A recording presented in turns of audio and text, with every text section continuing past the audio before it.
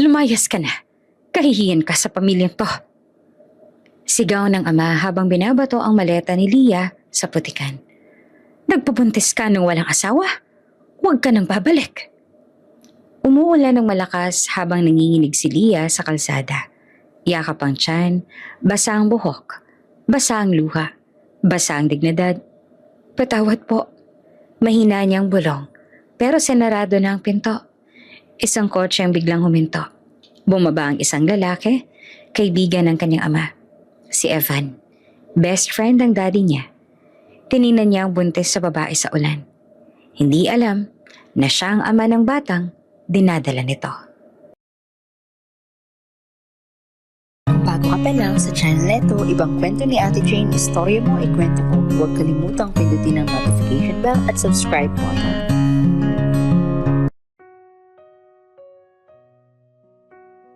Hindi sanay si Amelia sa ganong klaseng ingay. Yung ingay na pino ang tawa.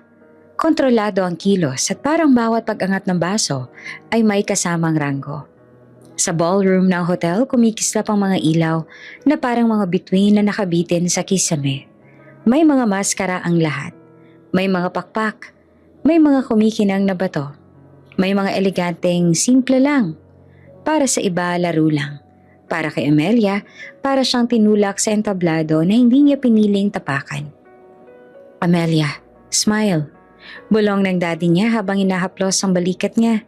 Halatang proud pero pagod sa pakikipagkamayan sa mga VIP at mga kapwa piloto. Konting tiis lang. Importanteng makita ka ng mga tao. 18 ka na. 18. Parang dapat masaya. Pero ang totoo, pakiramdam ni Amelia, mas lumiliit siya habang mas dumadami ang matang nakatingin.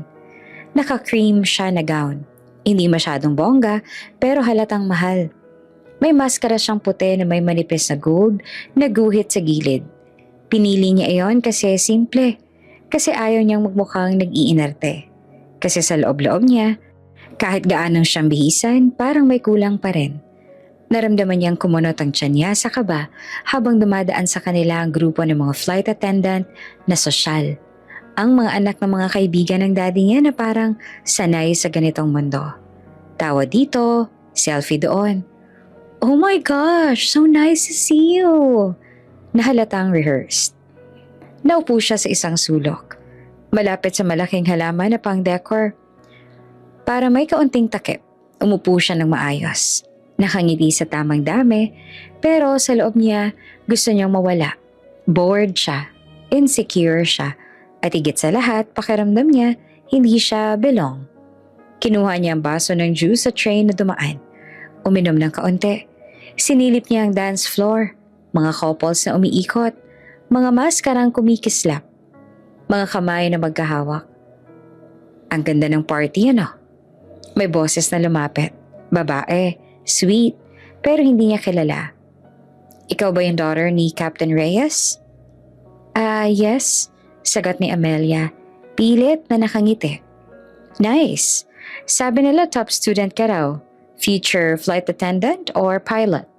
Sabay tawa na parang biro. Hindi pa po ako sure.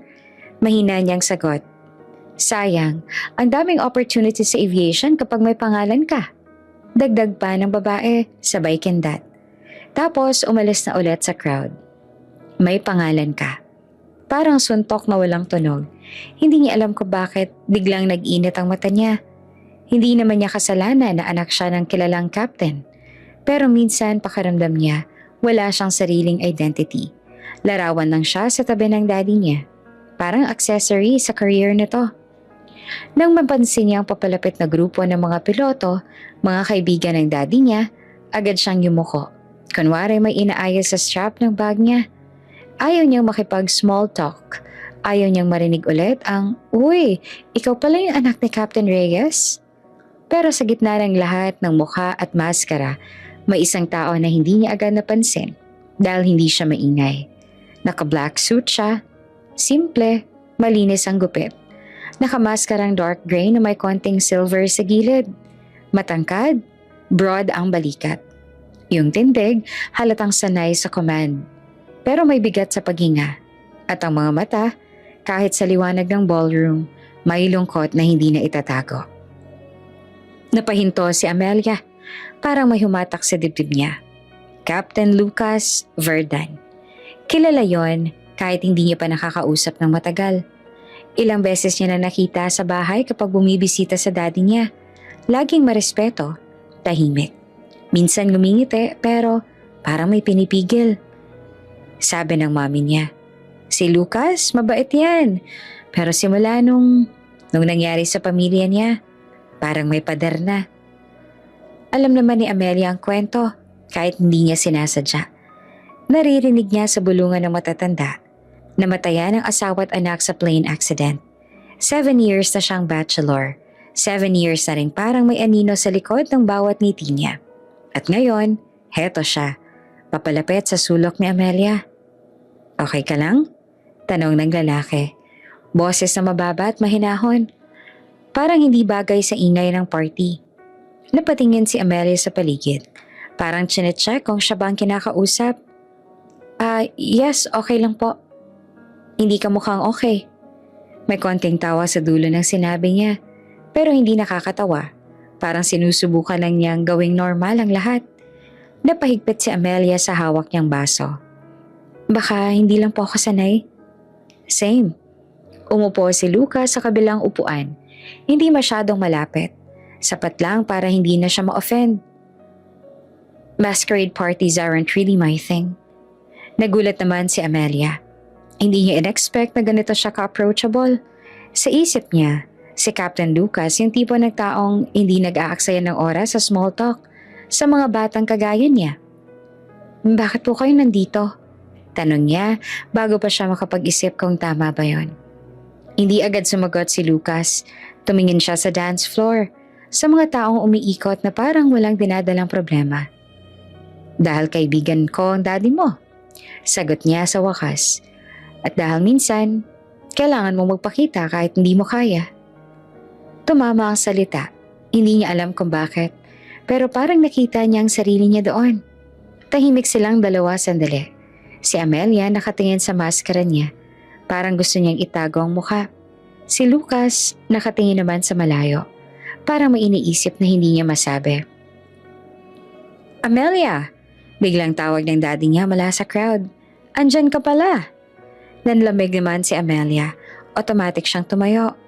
Pero bago pa siya makalapit sa daddy niya, narinig niya ang boses ni Lucas. Mahina, parang bulong. "Don't take your mask off." Napalingon siya at naguluhan. "Ha?" Ngumiti si Lucas ng bahagya. "Mas okay kung sa isang gabi kang ikaw lang. Walang expectations. Walang title." Hindi niya alam kung bakit pero tumango siya. Lumapit ang daddy niya. Masayang masaya. "Lucas, andyan ka pala. I'm glad you made it." Tumayo si Lucas at nakipagkapay ng maayos. "Hindi ako pwedeng hindi pumunta." "Amelia, go mingle." Utos ng daddy niya.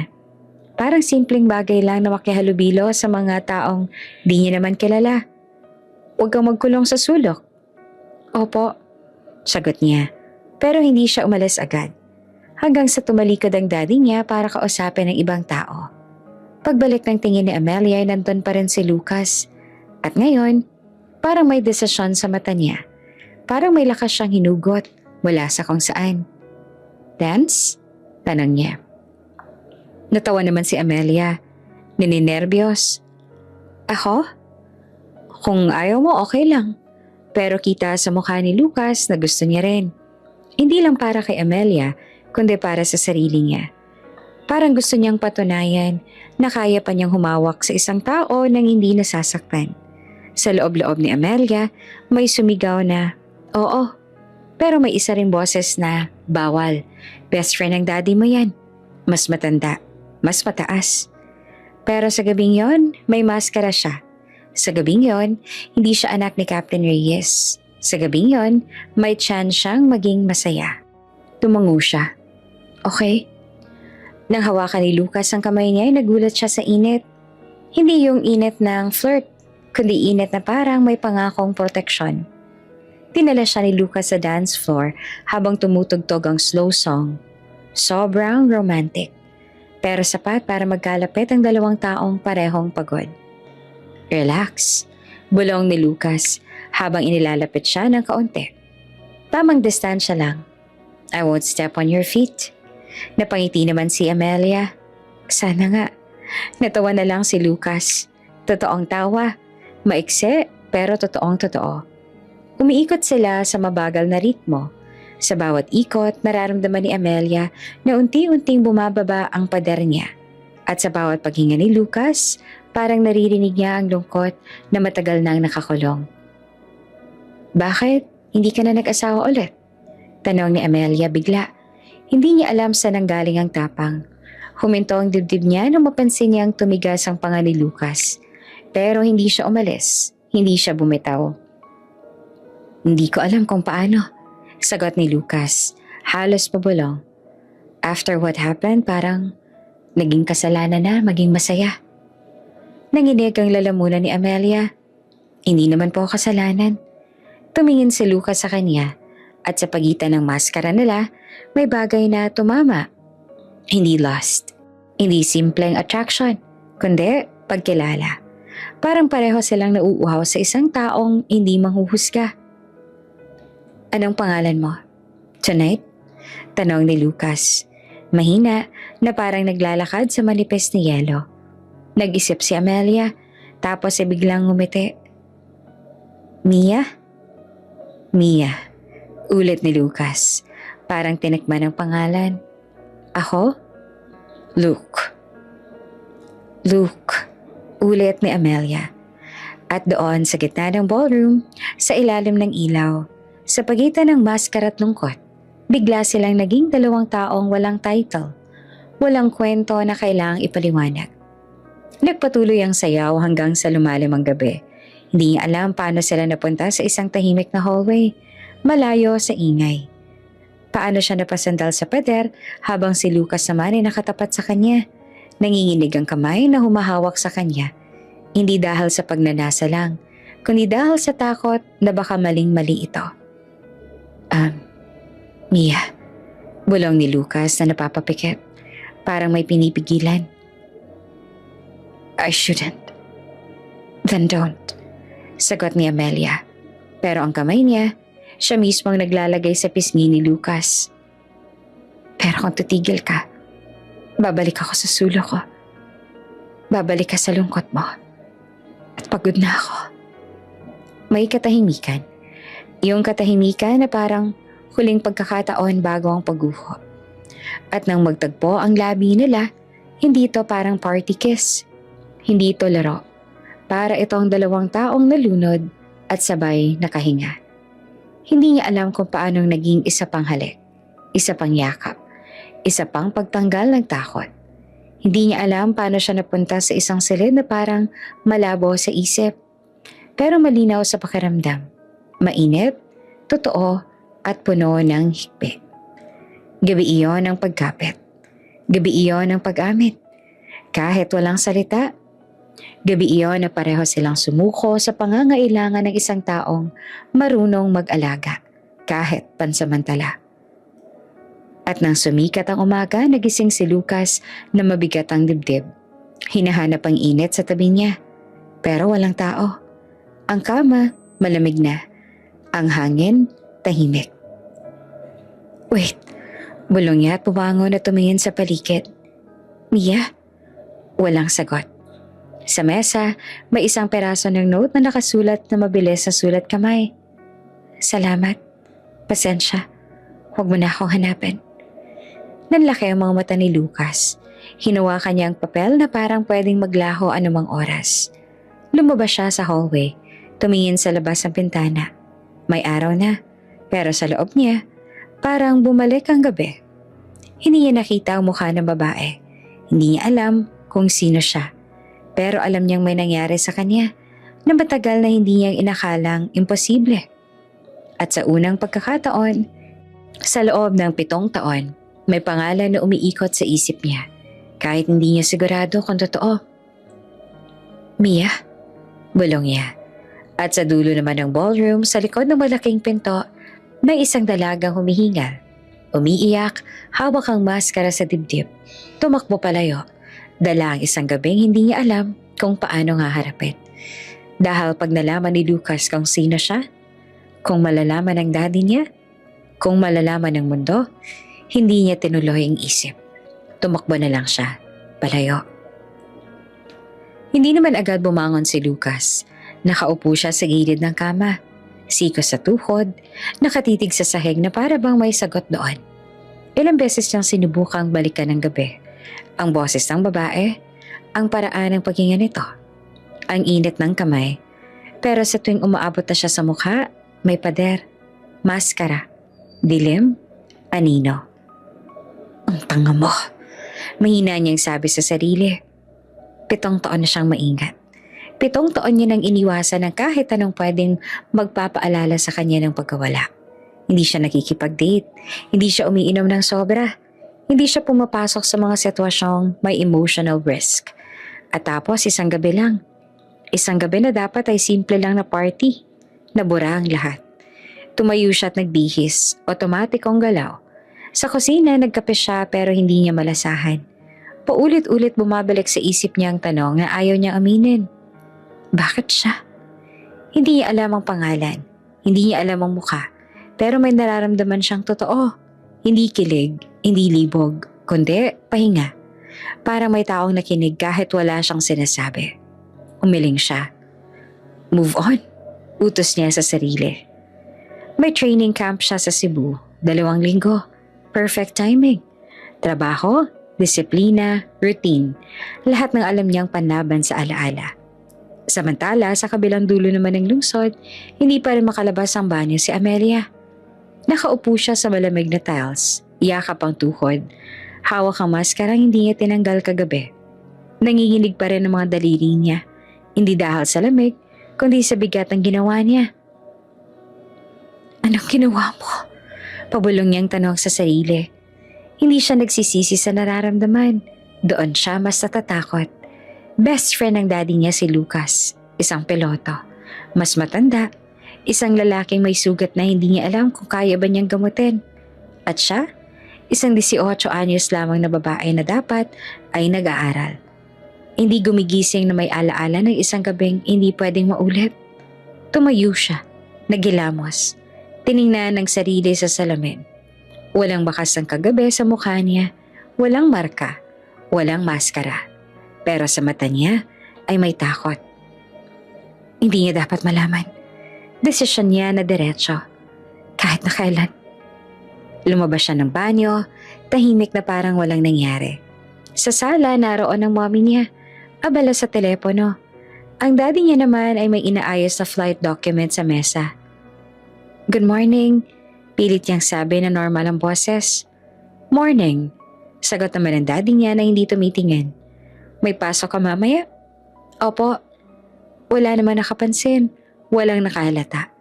At mas lalo siyang natakot dahil ibig sabihin, madali rin niyang maitago.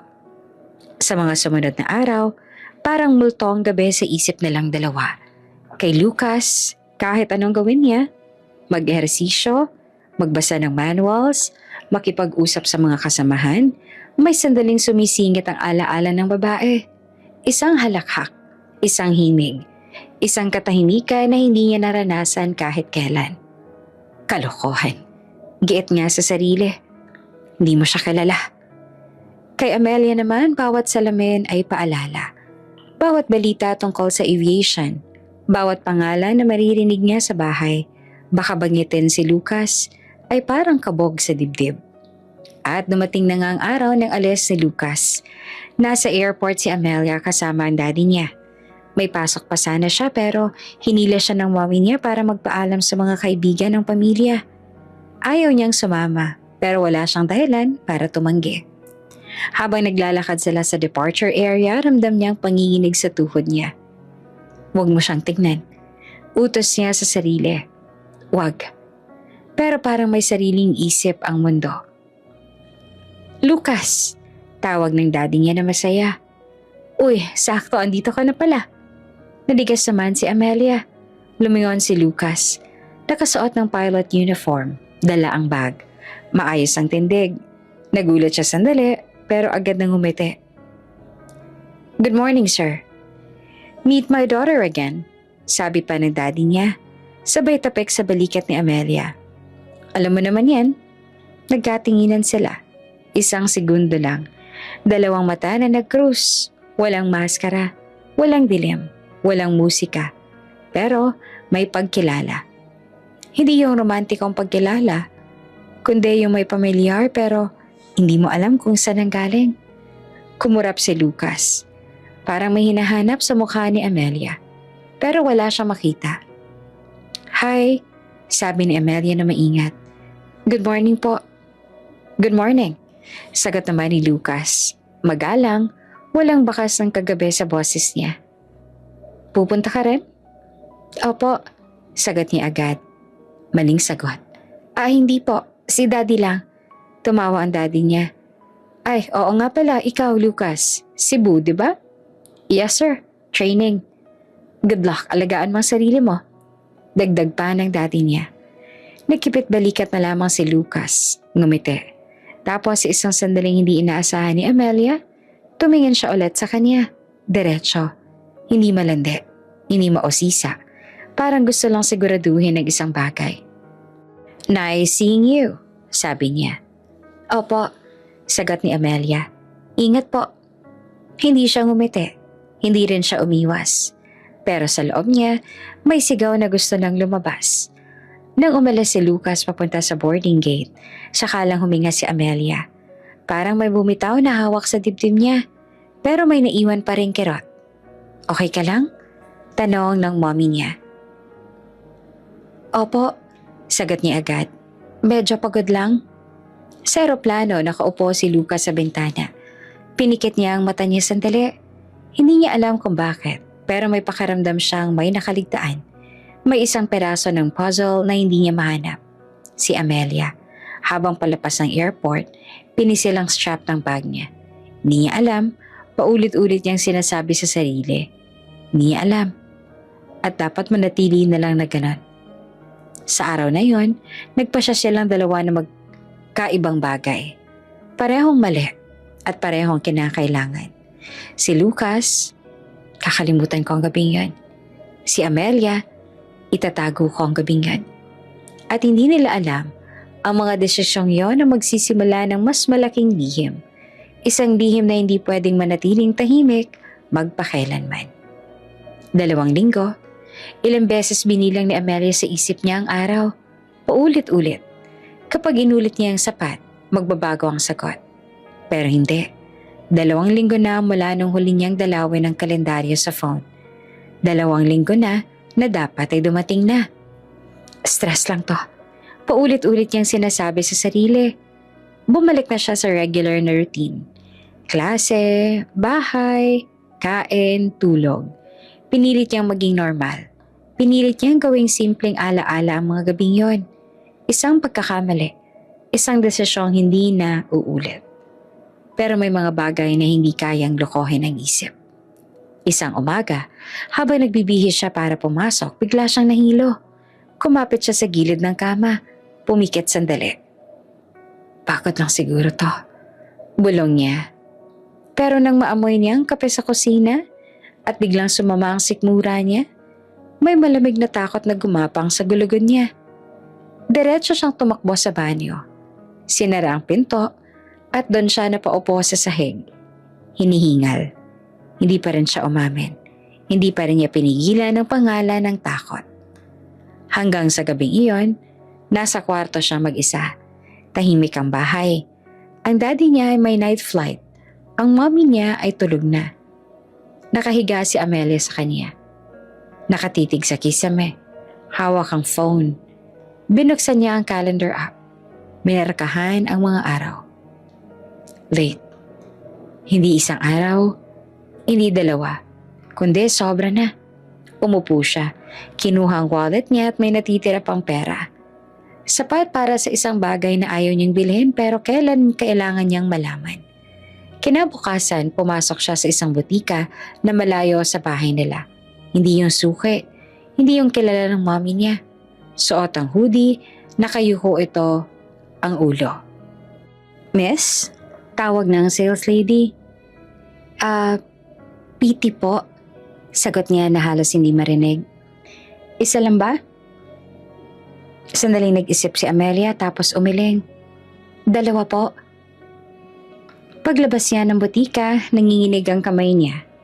Parang mas mabigat ang supot kaysa dapat. Umuwi agad siya. Diretso sa kwarto. Sinarado ang pinto, nilock. Sa banyo, inilapag niya ang 2 kahon sa lababo.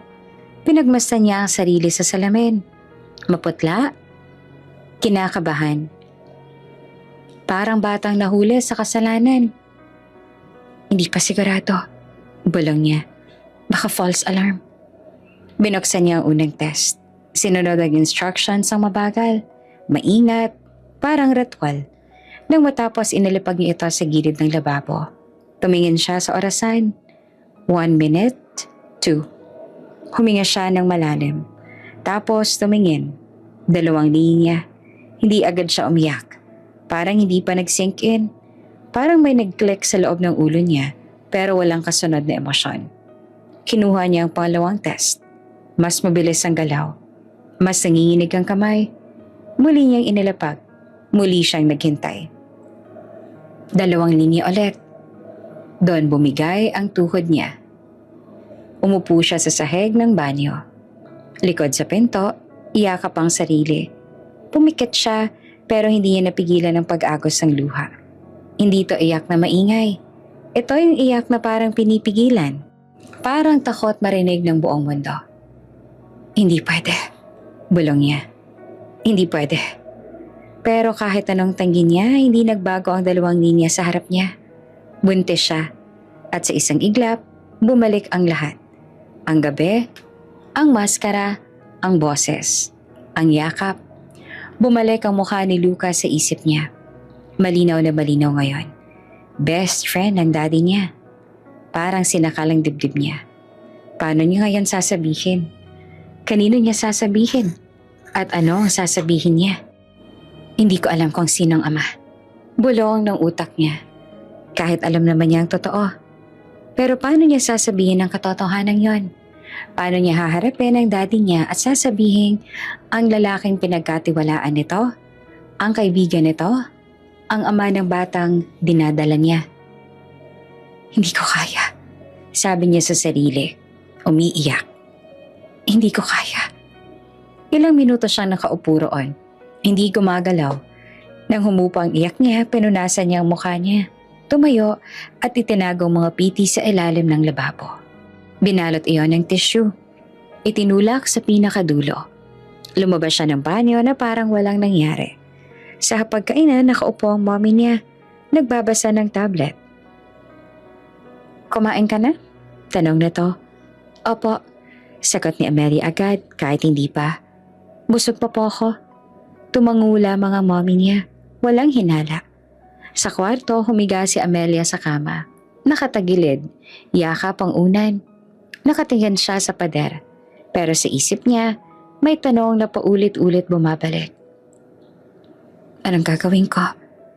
Hindi siya makatawag kahit kanino. Wala siyang kaibigang mapagsasabihan. Hindi niya kayang sabihin sa mommy niya, lalong-lalo na sa daddy niya. At kay Lucas, hindi pwede. Hindi ngayon, hindi kailanman. Iyon ang sinasabi ng takot niya.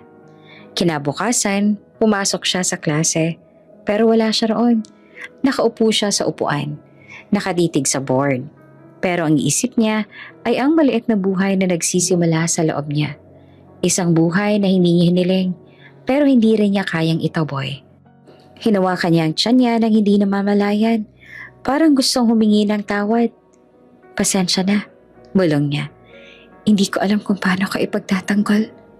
Sa araw na yon, gumawa siya ng desisyon. Hindi dahil matapang siya, kundi dahil natatakot siya. Hindi muna siya magsasabi. Itinago niya ang lahat. Itatago niya ang bata. Itatago niya ang gabi. At itatago niya ang katotohanang ang ama ng dinadala niya ay isang lalaking hindi niya pwedeng mahalin. Hindi niya pwedeng aminin. Hindi niya pwedeng banggitin kahit kanino. Pero habang nakahiga siya sa kama ng gabing iyon, isang bagay ang malinaw. Hindi lahat ng lihim kayang manatiling lihim magpakailanman. Hindi plano ni Amelia na malaman ng kahit sino. Maingat niyang tinago ang PT sa ilalim ng lababo, sa pinakasulok. Binalot pa nga ng tissue at plastic. Bawat galaw niya sa bahay ay may kasamang kaba. Bawat tanong ng mommy niya, bawat tingin ng daddy niya, pakiramdam na ay may pikit na kaakibat. Ilang araw niyang nagawa. Ilang araw niyang naipasa ang okay lang po at pagod lang po. Hanggang sa isang hapon. Sa pagmamadali niyang maganda papasok, nakalimutan niya ang isang bagay. Nakalabas ang isang kahon. Hindi niya napansin, hindi niya nakita na bahagyang bukas ang cabinet sa banyo. Ang mommy niya ang unang pumasok doon. Amelia? Tawag nito sa hallway. Iba ang tono. Hindi nagtatanong kundi nagdududa. Nanlamig ang batok ni Amelia. Huminto ang kamay niya sa pag-aayos ng bag. Po, pumunta ka nga dito. Alam niya na. Bago pa siya makarating sa pinto ng banyo, alam niya na. Nakatayo ang mommy niya sa harap ng lababo. Hawak ang kahon. Maputla ang muka. Nanginginig ang mga kamay. Ano to? Tanong nito na mababa ang boses. Hindi naman agad nakasagot si Amelia. Bumigat ang lalamunan niya. Ma? Ano to, Amelia? Ulit ng mommy niya. Mas madiin. Huminga siya ng malalim. PT po. Parang may pumutok sa hangin. Anong ibig mo sabihin, PT? Tanaw ng mommy niya, kahit malinaw naman. Napayuko si Amelia. Buntis po ako. Isang sampal ang sumunod. Hindi niya nakita ang kamay. Naramdaman lang niya ang hapde sa pisngi. Napaatras siya. Halos matumba. Kumapit sa pader. Ma? Nanginginig ang boses niya. Paano mo nagawa to? Sigaw ng mami niya. Nangingilid ang luha. Pinag-aral ka namin. Pinagkatiwalaan ka namin. Narinig ng daddy niya ang ingay. Lumabas ito mula sa kwarto. Hawak pa ang salamin. Ano nangyayari? Tanungin mo ang anak mo. Iyak ng mami niya. Tanungin mo kung anong kahihiyan ang ginawa niya. Tumingin ang daddy niya kay Amelia. Nakita ang pulang pisngi. Ang luha. Ang PT sa kamay ng mami niya. Unti-unting nag-iba ang ekspresyon nito. Mula sa gulat, naging galit. Amelia? Sabi nito na mabigat ang boses. Totoo ba ito? Tumango si Amelia. Umiiyak na. Opo. Buntis ka? Tanong ng daddy niya na parang hindi makapaniwala. Opo. Kanino? Diretsong tanong nito. Doon siya napahinto. Tumango ang ulo niya kanina. Ngayon, hindi na gumalaw ang bibig niya. Kanino, Amelia? Tumaas ang boses ng daddy niya. Hindi ko po pwedeng sabihin. Mahina niyang sagot. Hindi pa po. Parang binuhusan ng gasolina ang galit sa sala. Anong ibig mo sabihin hindi pwedeng sabihin? Sigaw ng mami niya. May lakas ng loob ka na magpabuntis pero wala kang lakas para sabihin kung sino ang ama? Ma, please. Umiiyak si Amelia. Hindi naman po ganun. Hindi ko po tinatago dahil gusto ko. Bakit? Singit ng daddy niya na nanginginig sa galit. Bakit ayaw mong sabihin? Huminga si Amelia ng malalim. Kailangan ko lang po ng kaunting oras. Pangako sasabihin ko rin po. Umiling ang mommy niya. Oras? Oras para ano, mag-imbento ng kwento? Hindi po. Mabilis siyang sagot. Totoo po ang sasabihin ko. Kailangan ko lang po. Enough! Sigaw ng daddy niya. Sabay hampa sa kamao sa mesa. Hindi kami magpapalaki ng anak na walang hiya. Ni hindi alam kung sinong ama ng pinagbubuntis mo. Parang sinaksak ang dibdib ni Amelia. Napaupo siya sa sahig. Hindi na kinaya ng tuhod niya. Daddy, please. Nagmamakaawa siya. Anak niyo po ako. Hindi ko po kayo ipapahiya. Hindi ko lang po kayang sabihin ngayon. Anong sasabihin ng buong aviation community? Sigaw ng mommy niya. Humahagulhol. Anak ng Captain Reyes, buntes ng walang ama. Alam mo ba kung anong ibig sabihin yan? Tahimik si Amelia. Hindi dahil wala siyang sagot, kundi dahil bawat salitang totoo ay masisira. Tumalikod ang daddy niya. Naglakad, pabalik-balik. Sa lahat ng kaibigan ko, sa lahat ng piloto, sa lahat ng pinagkakatiwalaan ko, ganitong isusukli mo? Hindi ko po sinasadya. Iyak ni Amelia. Hindi ko po ginusto. Pero ginawa mo. Putol ng daddy niya. At ngayon, ayaw mong panindigan. Tinatanggap ko po ang responsibilidad, sabi ni Amelia na nanginginig. Hindi ko po ipapalaglag ang bata. Napatigil ang mommy niya. Tumingin sa kanya na parang may halo ng galit at takot. Anong sinabi mo? Aalagaan ko po ang anak ko. Ulit pa ni Amelia.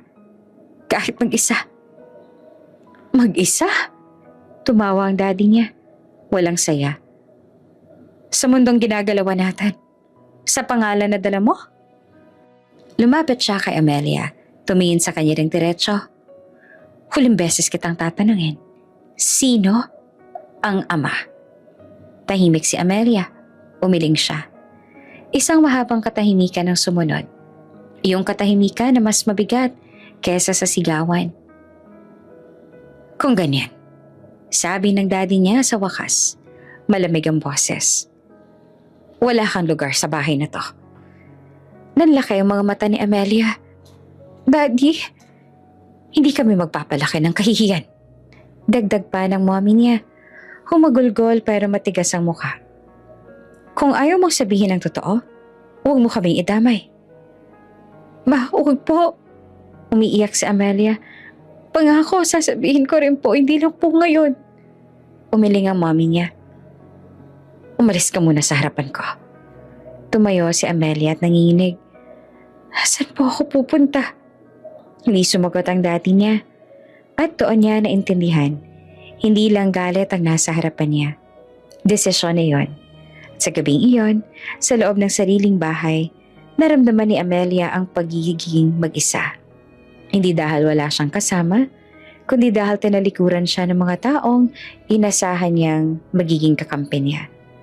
At sa gitna ng katahimikan ng sala, isang tanong ang umuukit sa isip niya. Hanggang kailan niya kayang itago ang katotohanan kung ganito ang kapalit? Hindi na umabot sa umaga. Hindi na binigyan ng pagkakataon ni Amelia na mag-isip pa, magpaliwanag pa, o kahit umiyak ng maayos.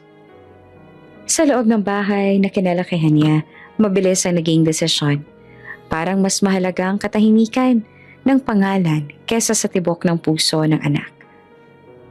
Mag-empake ka. Malamig ang boses ng daddy niya.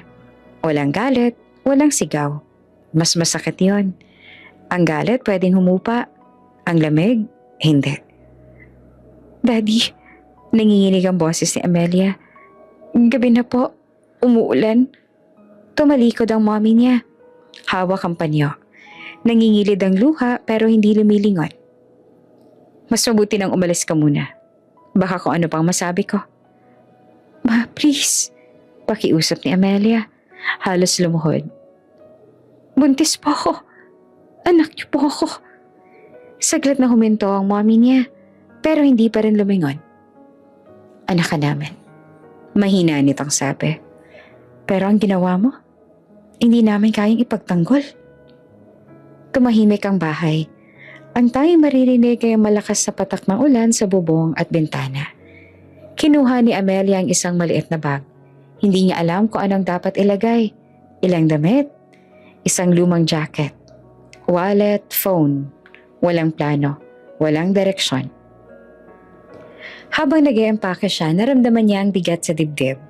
Hindi lang dahil sa bata sa sinapupunan niya, kundi dahil sa pakiramdam na wala na siyang uuwian. Paglabas niya ng kwarto, naroon ang daddy niya sa sala. Hindi siya tumingin agad. Nakatingin ito sa bintana, sa ulan. Huling tanaw, sabi nito na mababa ang boses. Sinong ama? Tumigil si Amelia sa paghinga. Hindi ko po kaya, sagot niya na umiiyak. Hindi ko po kayang sirain ang lahat. Sapat na yan. Sagot ng daddy niya. Lumabas ka na. Kinuha nito ang bag ni Amelia at binuksan ang pinto. Bumuhos ang ulan. Malakas, malamig, walang awa. Lumabas si Amelia.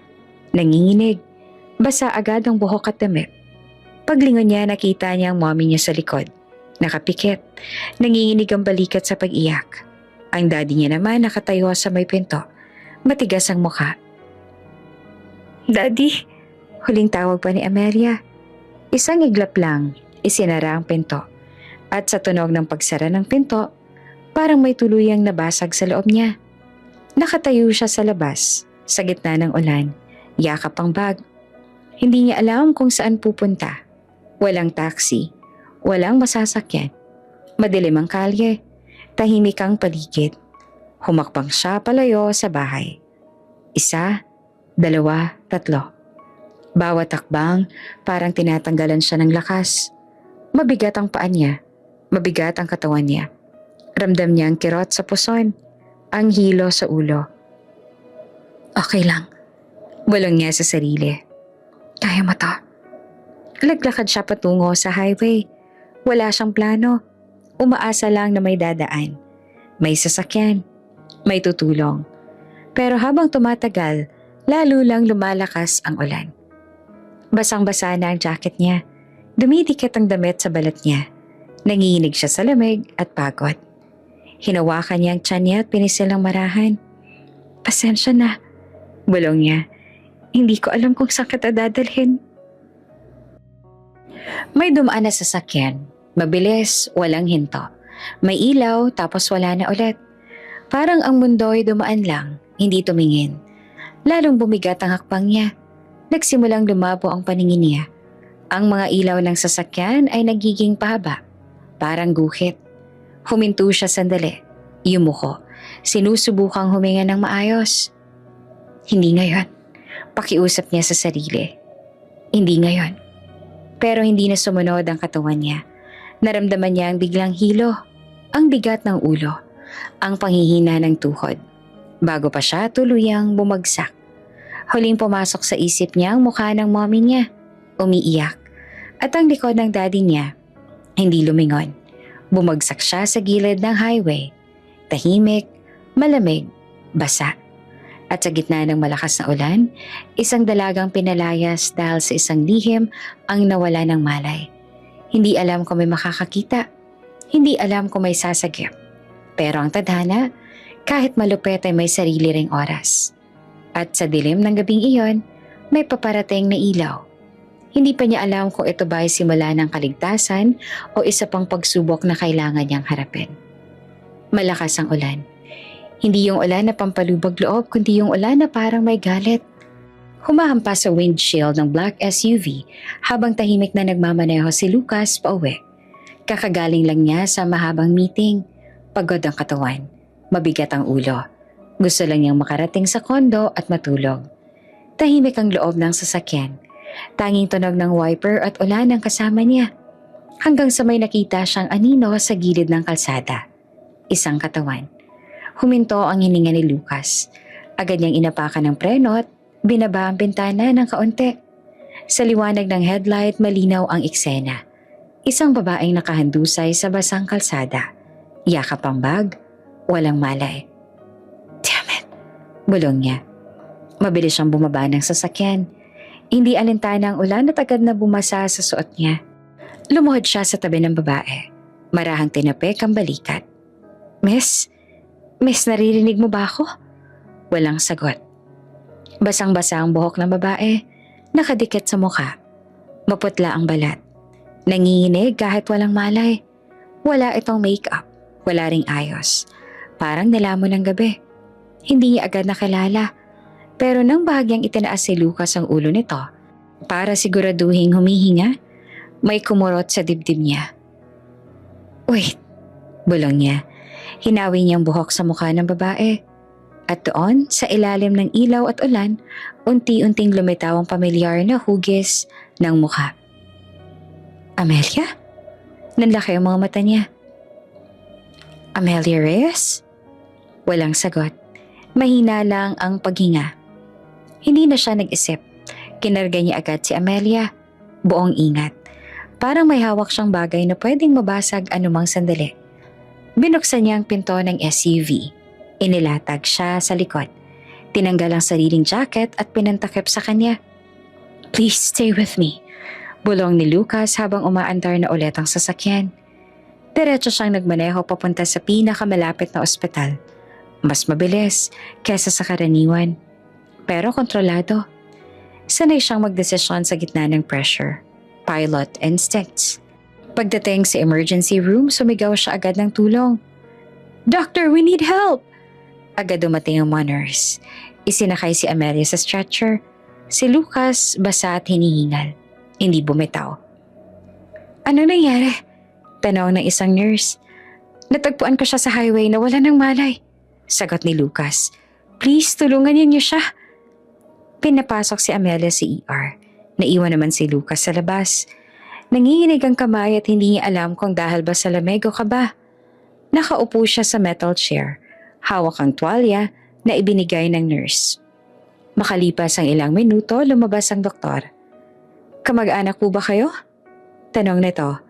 "Kaibigan ng pamilya," sagot naman agad ni Lucas. "Okay po ba siya?" "Stable na po siya," sagot naman ng doktor. "Pero may kailangan kayong malaman." Tumigil ang mundo ni Lucas. "Ano po yon?" "Buntis po siya." Parang may kumalabog sa tip-tip niya. "Buntis?" Ulit niya na halos pabulong. "Opo. Mukha nasang first trimester po." Mukhang sobrang stress at dehydration ang dahilan ng pagkahimatay. Hindi naman agad nakapagsalita si Lucas. Buntis si Amelia? Ang batang tahimik na anak ng kaibigan niya? Pinalayas? Bumagsak sa ulan? May iba pa po ba? Tanong niya sa wakas. Mukhang napakalungkot po ng kondisyon niya emotionally. Dagdag ng doktor. Ayon sa initial assessment, mukhang may pinagdadaanan siyang matinding emotional trauma ngayong gabi. Tumango si Lucas. Mabigat ang dibdib. Pwede ko po ba siyang makita? Pinayagan siya. Sa loob ng kwarto, nakahiga si Amelia. May IV, maputla pa rin ang mukha. Tahimik. Parang batang napagod sa pagtakbo. Lumapit si Lucas, marahan. Tumingin siya sa mukha nito. Walang maskara, walang pagtatago. Isang batang babae na parang binuhusan ng mundo ng sobrang bigat. Bumukas ang mata ni Amelia. "Lucas," mahina niyang sabi na parang nananaginip. "Shh!" Sagot naman agad ni Lucas at umupo siya sa tabi niya. "Nasa ospital ka. Safe ka na." Naglaho ang takot sa mata ni Amelia. Napalitan ng luha. "Pasensya na. Bakit ka nasa kalsada?" Tanong ni Lucas na maingat ang boses. Tahimik naman si Amelia saglit. Tapos ay pumikit siya at tuluyan ang bumigay. "Pinalayas po ako," bulong niya.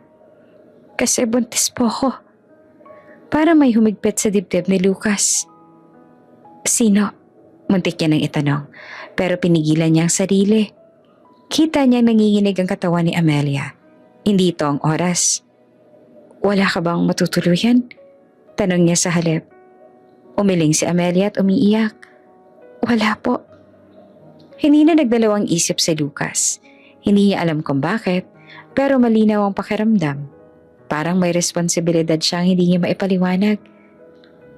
"Hindi ka na babalik sa kalsada," mariin niyang sabi. Hindi na kita hahayaang mag-isa. Tumingin si Amelia sa kanya at nagulat. "Lucas, hindi ko po alam kung paano ako magpapasalamat." "Huwag mo nang isipin yan," sagot niya. "Magpahinga ka muna." Habang pinanonood niya si Amelia na unti-unting nakatulog ulit, may kakaibang sensasyon naman si Lucas. Hindi attraction, hindi awa lang. Parang may pwersang humihila sa kanya palapit. Parang instinct na protektahan ng taong ito. Hindi niya maintindihan kung bakit napakalakas ng concern niya. Hindi niya alam na sa gabing iyon, hindi lang isang babae ang sinagip niya mula sa ulan. May isang buhay, dalawa pala, na unti-unting papasok sa mundo niya. Nagising si Amelia sa amoy ng antiseptic at sa mahinang tunog ng makina sa gilid ng kama. Dahan-dahan niyang idinilat ang mga mata. Maliwanag na ang paligid. Umaga na. Sandaling nalito siya hanggang sa bumalik ang alaala. Ang ulan, ang kalsada, ang pagdilim ng paningin, at pagkatapos si Lucas. Napalingon siya sa kanan. Nandoon si Lucas, nakaupo sa upuan, bahagyang nakasandal sa pader. Nakatulog na yata sa pagod. Nakalugay ng kaunti ang korbata. Hawak pa rin ng phone sa kamay. Lucas, mahina niyang tawag. Nagmulat ito ng mata agad, parang sanay magising sa isang iglap. Hey, sabi niya na bumangon at lumapit. Okay ka na ba? Tumango naman si Amelia, kahit ramdam pa rin ang bigat sa katawan. Pasensya na po sa abala. Umiling naman si Lucas. Huwag mong isipin yon. Saglit siyang tumahimik at parang nag-iipon ng sasabihin. The doctor says you need rest and you shouldn't be alone. Alam na ni Amelia ang ibig sabihin ng mga salitang yon. At doon siya kinabahan. Lucas, wala po akong... Kung wala ka matutuluyan, putol ni Lucas. Mahinahon pero matatag ang boses. Doon ka muna sa guest room ko. Wala ka dapat ikahiya. Hindi kita hahayaang mag-isa. Naglaki ang mga mata ni Amelia. Sa inyo po? Oo. Sagot naman ni Lucas agad. Parang matagal niya nang pinag-iisipan. Temporary lang. Hanggang makabawi ka. Hanggang maging okay ka. Tumahimik si Amelia. Hindi dahil ayaw niya, kundi dahil natatakot siya. Sa sobrang lapit. Sa sobrang kabaitan. Sa katotohanang, mas magiging mahirap itago ang lihim kapag nasa ilalim siya ng iisang bubong kasama ang taong iyon. Lucas, mahina niyang sabi.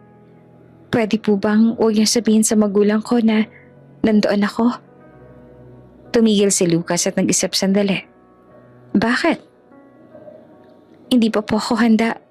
Sagot niya, diretso. Hindi ko po kaya ngayon. Tumingin si Lucas sa kanya. Sinukat ang bigat ng mga salita. Okay, sabi niya sa huli. I won't tell them. Pero kailangan mong mangako. Hindi mo sasaktan ang sarili mo. At magpapahinga ka. Tumango si Amelia. Pangako po. Pagkalabas sila ng ospital, tahimik ang biyahe. Nasa likod na si Amelia, nakabalot sa kumot. Pinagmasdan ng kalsada na unti-unting nagiging normal. Parang panaginip lang ang nangyari kagabi. Pero ramdam pa rin niya ang sakit sa katawan, ang kaba sa dibdib. Pagdating sa condo ni Lucas, nagulat si Amelia sa ayos. Simple, malinis, walang kalat, walang sobra. Parang lahat may lugar. Parang lahat kontrolado.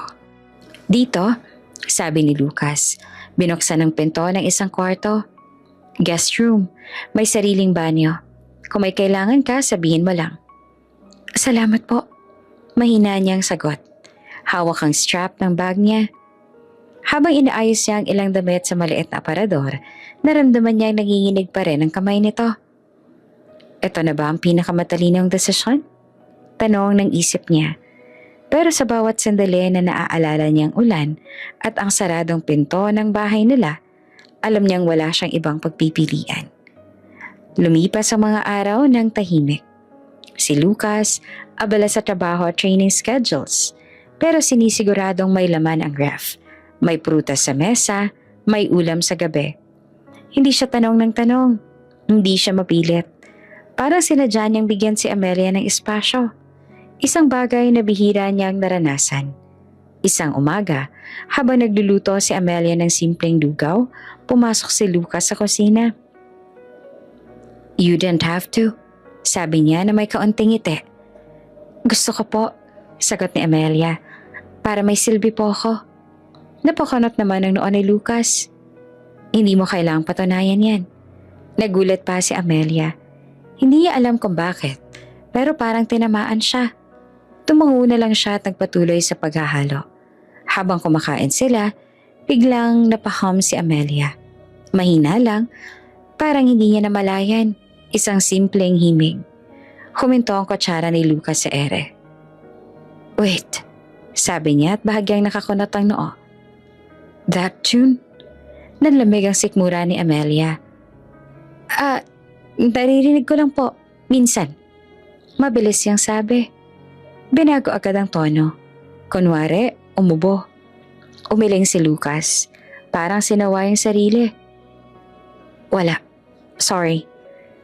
Isa pang beses nang magpahinga si Amelia sa sofa, nadulas ang kumot at bahagyang lumitaw ang binti niya.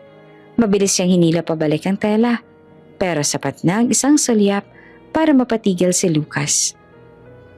"Sorry," agad niyang sabi, tumalikod. "I didn't mean to." "Okay lang po," sagot ni Amelia. Kabog ang dibdib. Sa loob ni Lucas may kakaibang pamilyar na pakiramdam. Isang bagay na gusto niyang ikabit sa alaala ng gabing yon, pero pinigilan niya. Imposible, sabi ng isip niya. Hindi pwede. Gabi-gabi bago matulog, dumadaan si Lucas sa pintuan ng guest room. "You okay?" tanong niya. "Opo," sagot naman ni Amelia palagi. Pero sa loob ng kwarto, yakap ang unan, tahimik siyang umiiyak. Hindi dahil sa lungkot lang, kundi dahil sa unti-unting paglapit ng damdaming alam niyang bawal. At si Lucas sa sariling kwarto nakatitig sa kisame. Paulit-ulit na tinatanong ang sarili kung bakit may babaeng ito na parang biglang naging mahalagang bahagi ng araw niya, kahit wala siyang maipaliwanag na dahilan. Sa ilalim ng isang bubong, nagsimula ang isang katahimikan na puno ng halos pagkilala, halos pag-amin, halos katotohanan. At pareho silang umaasang mananatili itong halos kahit alam nilang hindi iyon magtatagal. Unti-unti naging normal ang mga araw sa kondo ni Lucas, kahit pareho nilang alam na hindi dapat normal ang sitwasyon. Sa umaga, maagang gumigising si Lucas. Tahimik siyang kumikilos, halos walang tunog. Parang ayaw magising ng multo. Minsan naririnig siya ni Amelia sa kusina. Mahinang tunog ng coffee maker, ang pagbukas ng ref, ang maingat na pagsara ng pinto. Isang umaga, nadatan siya ni Amelia na nakaupo sa mesa. Hawak ang tasa ng kape, pero hindi umiinom. "Hindi pa po kayo papasok?" tanong niya. Napatingin naman si Lucas. Parang nagulat na may kasama siya. Later. May flight briefing pa mamaya." Tumango naman si Amelia. Tahimik silang dalawa sandali. Hindi awkward, mas parang may pagitan lang na pareho nilang iniiwasang tawirin. Habang tumatagal, mas napapansin ni Amelia ang maliit na bagay kay Lucas. Hindi siya madaldal, hindi rin siya palabiro, pero maalaga. Laging may iniiwang prutas sa mesa. Laging may note sa ref kung anong oras siya babalik. Laging sinisiguradong may laman ng grocery kahit hindi niya hinihingi. Isang hapon, habang naglilinis si Amelia ng sala, napansin niyang bukas ang pinto ng isang kwarto. Hindi ng guest room, kundi ang master's bedroom ni Lucas. Hindi niya balak pumasok, pero may isang bagay na humila sa atensyon niya. Isang litrato sa bedside table. Lumapit siya ng dahan-dahan. Parang may kasalanan. Sa frame may isang batang nakangiti. Hawak ang kamay ng isang maliit na bata. Parehong may suot na cap na may eroplano. Sa likod nila, runway. Napasinghap si Amelia. Asawa niya? Anak niya. Hindi niya na kailangang itanong. Kita sa mukha ni Lucas sa litrato. Mas bata, mas magaan, mas buo. Biglang mas bumigat ang dibdib ni Amelia. Hindi lang pala lungkot ang dala ni Lucas, may naiwan din siyang mundo. Mahal na mahal ka niya, bulong ni Amelia sa litrato. Hindi alam kung kanino niya kinakausap. Dahan-dahan siyang umatras palabas ng kwarto. Isinara ang pinto. Parang may nasagi siyang sugat na hindi kanya, pero ramdam niya ang kirot. Gabi iyon, nang bumigay siya. Tahimik ang kondo. Narinig lang ang mahinang tunog ng ulan sa labas. Hindi malakas, hindi galit, pero sapat para magpaalala. Nakahiga si Amelia sa kama. Nakatalukpong ang kumot, pero hindi siya makatulog. Bumabalik sa isip niya ang litrato, ang babaeng iyon, ang batang iyon, Ang lalaki nasa sala. Nanonood ng balita na parang walang iniintinding sakit. Hindi niya napigilan ang luha. Tahimik lang ang iyak niya. Yung iyak na parang hinihigo pabalik sa dibdib para hindi marinig. Pero kahit na anong pigil niya, may isang hikbe na kumakawala. At narinig iyon ni Lucas. Tumigil ang TV. Tumayo siya, dahan-dahan lumapit sa guest room at kumatok. Amelia? Mahinang tawag niya. Okay ka lang ba? Nagpunas ang mata si Amelia. Mabilis. Opo, okay lang po. Hindi siya naniwala. Binuksan ni Lucas ang pinto ng bahagya. Nakita niya si Amelia na nakaupo sa kama. Iyakap ang unan. Mapula ang mata. Hey, sabi niya na pumasok at umupo sa gilid ng kama. May pagitan. Anong nangyari? Umiling si Amelia. Wala po. Tahimik si Lucas sandali. Tapos ay huminga ng malalim. Iniiyakan mo ba ang ama ng bata? Parang sinuntok ang dibdib ni Amelia. Hindi siya nakasagot agad. Hindi dahil ayaw niya, kundi dahil kung magsasalita siya, baka bumigay siya ng tuluyan. Kung iniwan ka niya, patuloy ni Lucas. Hindi galit. Hindi mo panghusga. Hindi ka nag-iisa. Hindi mo kasalanan. Napatingin si Amelia sa kanya. Puno ng luhang mata. Ikaw, sigaw ng isip niya. Ikaw ang iniiyakan ko. Pero ang lumabas sa bibig niya ay ibang katotohanan. Hindi po ganon. Mahina niyang sabi. Hindi niya naman alam eh. Tumango si Lucas. Parang mas lalo siyang nalungkot. Mas masakit yun.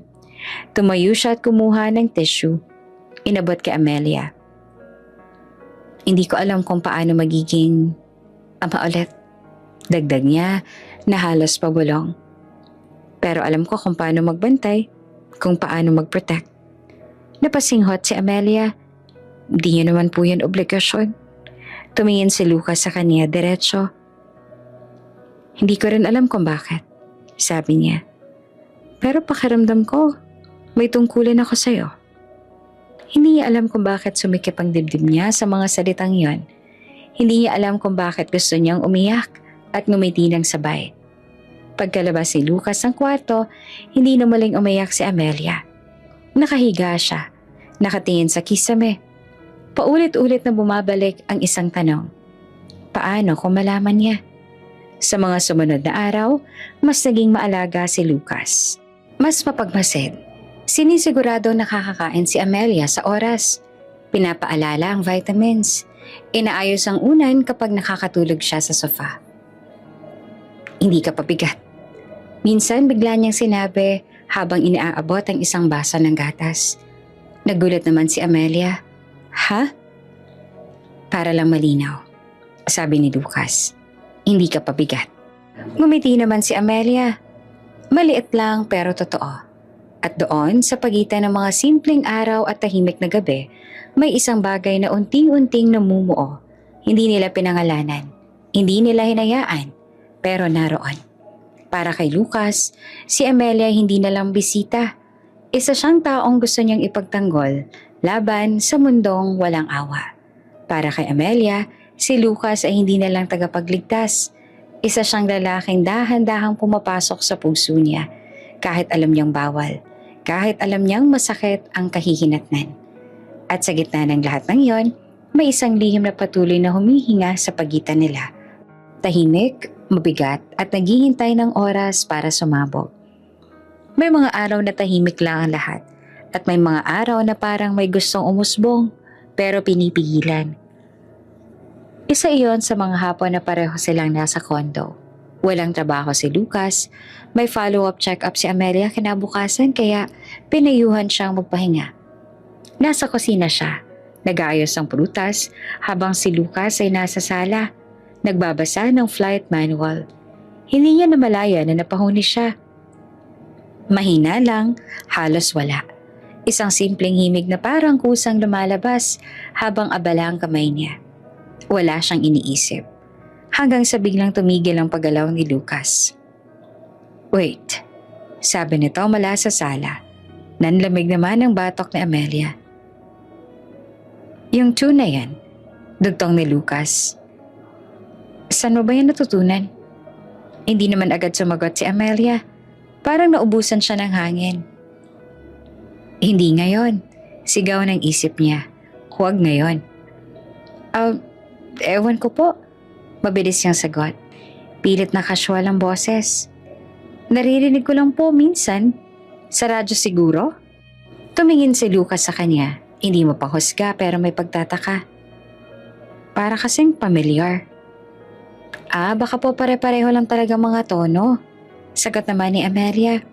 Agad na binagong himig at simulang humuni ng ibang kanta. Mas mabilis, mas masaya. Tumango si Lucas, pero hindi nawala ang kunot sa noon niya. Umupo siya ulit, pero hindi na makapagbasa. May bumabalik sa isip niya. Isang gabi, isang babae. Isang himig na sinasabayan ng katahimikan. Imposible. Giit niya sa sarili. Lumipas ang ilang araw, parang walang nangyari.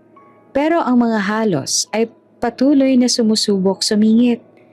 Isang gabi habang nanonood sila ng TV, nakahiga si Amelia sa sofa. Balot ng kumot. Mainit ang gabi, kaya bahagyang tinulok niya ang kumot pababa. Tumayo si Lucas para kumuha ng tubig. At sa isang iglap, nakita niya ang binti ni Amelia. Bare. Agad niyang ibinaling ang tingin. Pero sapat na ang isang sulyap para may gumalaw sa alaala niya. Isang detalye na muntik niya nang maabot. Sorry. Agad niyang sabi na para siyang may kasalanan. Okay lang po. Mabilis na sagot ni Amelia. Hinila niya agad ang kumot pataas. Kumubog ang dibdib. Tahimik ulit ang sala. Parang may linya na muntik nilang lampasan. Pero sabay silang umatras. Sa mga sumunod na araw, mas naging conscious sila sa galaw ng isa't isa. Mas maingat, mas tahimik. Pero may tensyon. Hindi yun mabigat, kundi yung parang hinihintay kung sino ang unang magsasalita. Isang hapon, nagmamadali si Amelia papunta sa kusina para kumuha ng tubig. Hindi niya napansin ang maliit na basahan sa sahig. Dumulas ang paa niya. Sa isang segundo, naramdaman niya ang malakas na kamay sa bewang niya. Nasalo siya ni Lucas bago pa tuluyang bumagsak. Napahawak siya sa dibdib nito. Si Lucas naman ay napayakap sa kanya para hindi siya matumba. Tahimik. Masyadong tahimik. Magkalapit sila. Masyadong magkalapit. Ramdam ni Amelia ang tibok ng puso ni Lucas. Ramdam ni Lucas ang init ng katawan ni Amelia. Okay ka lang? Tanong ni Lucas, mababa ang boses. Opo, sagot naman ni Amelia.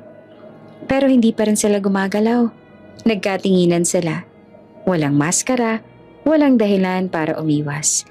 Pero may libong dahilan para tumigil. Amelia, biglang sabi ni Lucas. Parang may gustong sabihin na matagal nang naiipon.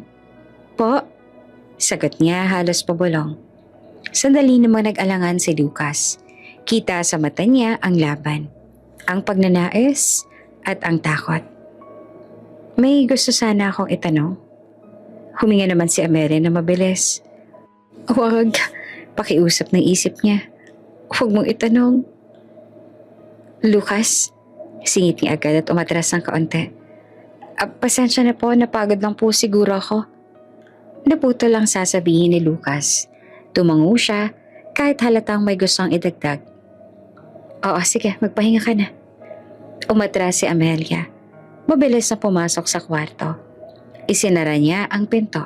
Sumandal doon, hawak ang dibdib. Sa sala, nananatili naman nakatayo si Lucas. Nakatitig sa kamay niya. Ang kamay na sumalo sa kanya, may init pa roon. May tanong na hindi nasagot. Bakit parang siya? Bakit parang pamilyar? Umiling siya. Hindi pwede. Kinagabihan, habang pareho na silang nasa kanya-kanyang kwarto, hindi sila agad nakatulog. Parehong gising, parehong nag-iisip. Si Amelia, nakahiga, hawak ang tiyan. Iniisip kung hanggang kailan niya kayang pigilan ang katotohanan at ang damdaming unti-unting lumalalim. Si Lucas naman nakatitig sa kisame. Iniisip kung bakit may babaeng ito na parang unti-unting binubuksan ng mga pintong matagal niya nang isinara. Hindi pa sila handa. Hindi pa sila handang umamin sa isa't isa o sa sarili nila. Pero malinaw ang isang bagay. Habang tumatagal, mas nagiging mahirap ang pag-iwas kesa sa pag-amin. Maaga silang umalis ng kondo. Tahimik ang biyahe papunta sa clinic. Hindi awkward. Hindi rin masyadong magaan.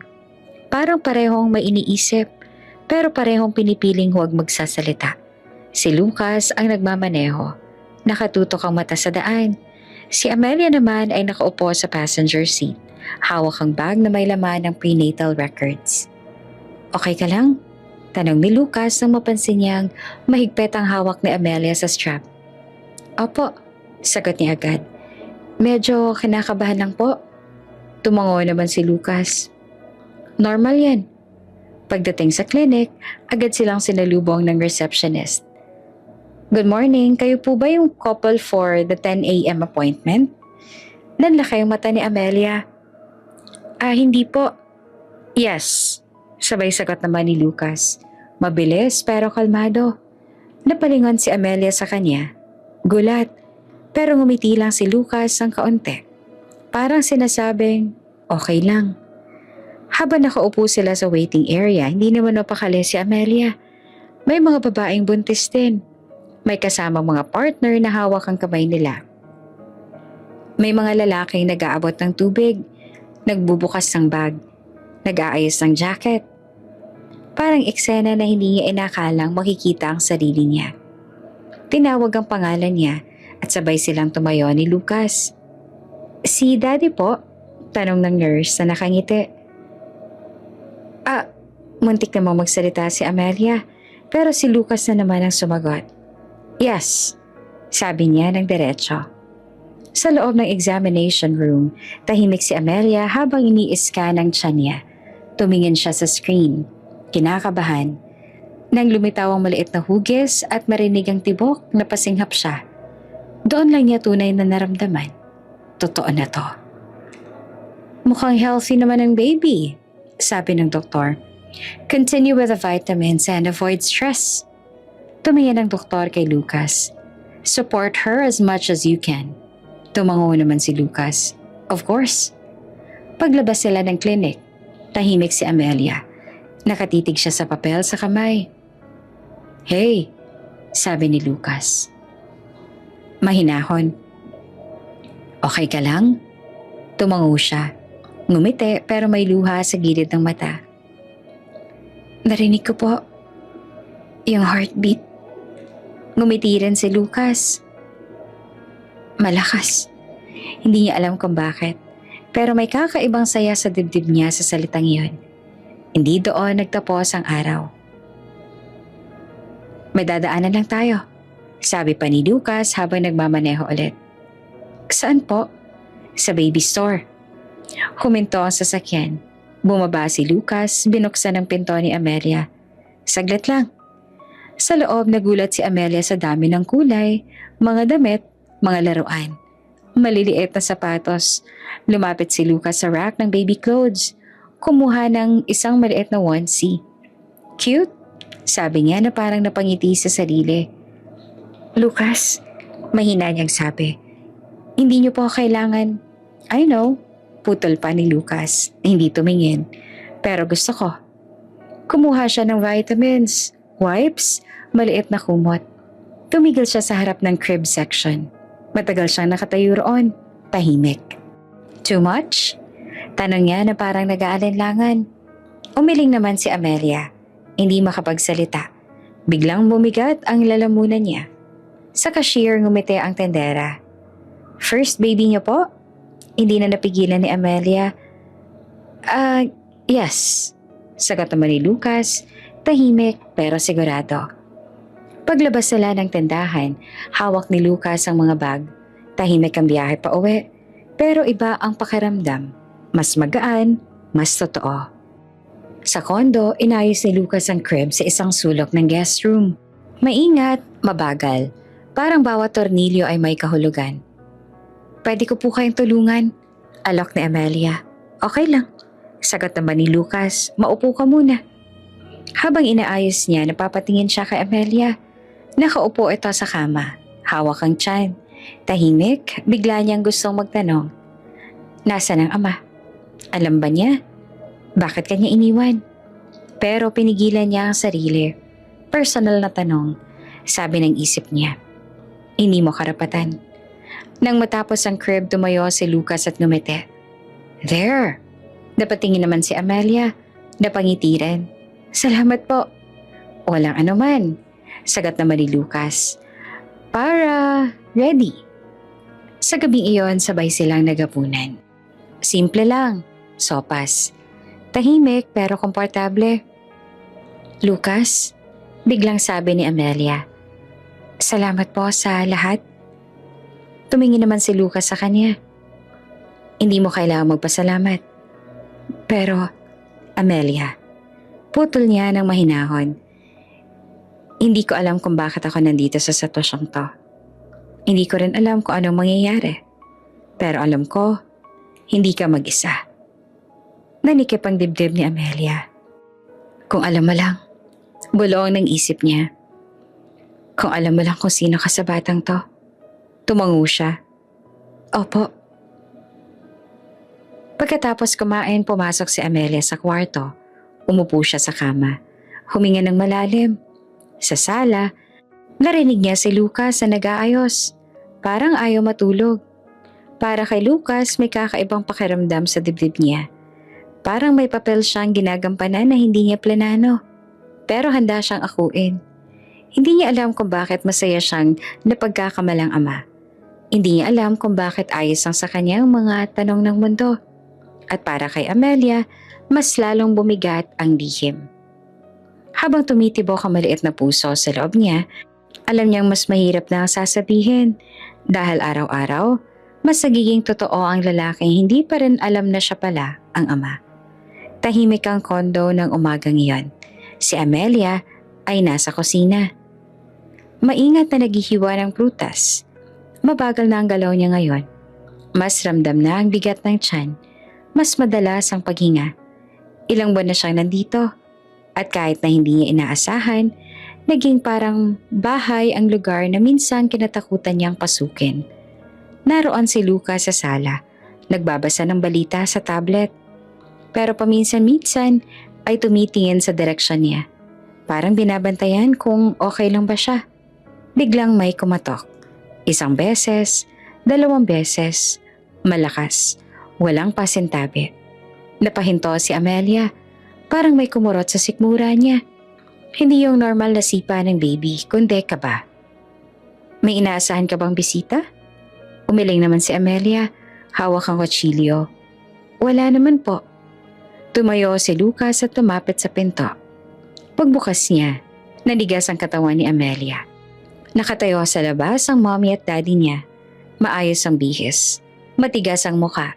Parang handang makipaglaban. Lucas. Bungad ang daddy niya na malamig ang boses. Kailangan namin makausap ang anak namin. Parang nawala ang tunog sa paligid. Ilang segundo, walang gumalaw. Sir, mahinang sagot ni Lucas. Pasok po kayo. Pumasok ang mga magulang ni Amelia na parang may dalang bagyo. Tumingin-tingin ang mommy niya sa paligid. Ang sala, ang kusina, ang mga gamit. Napahinto ang tingin nito sa tiyan ni Amelia. Ganito na kalaki? Tanong ng mommy niya na nanginginig ang boses. Tahimik si Amelia. Ma, bakit nandito ka? Putol ng daddy niya. Diretso ang tingin kay Lucas. Bakit sa bahay mo?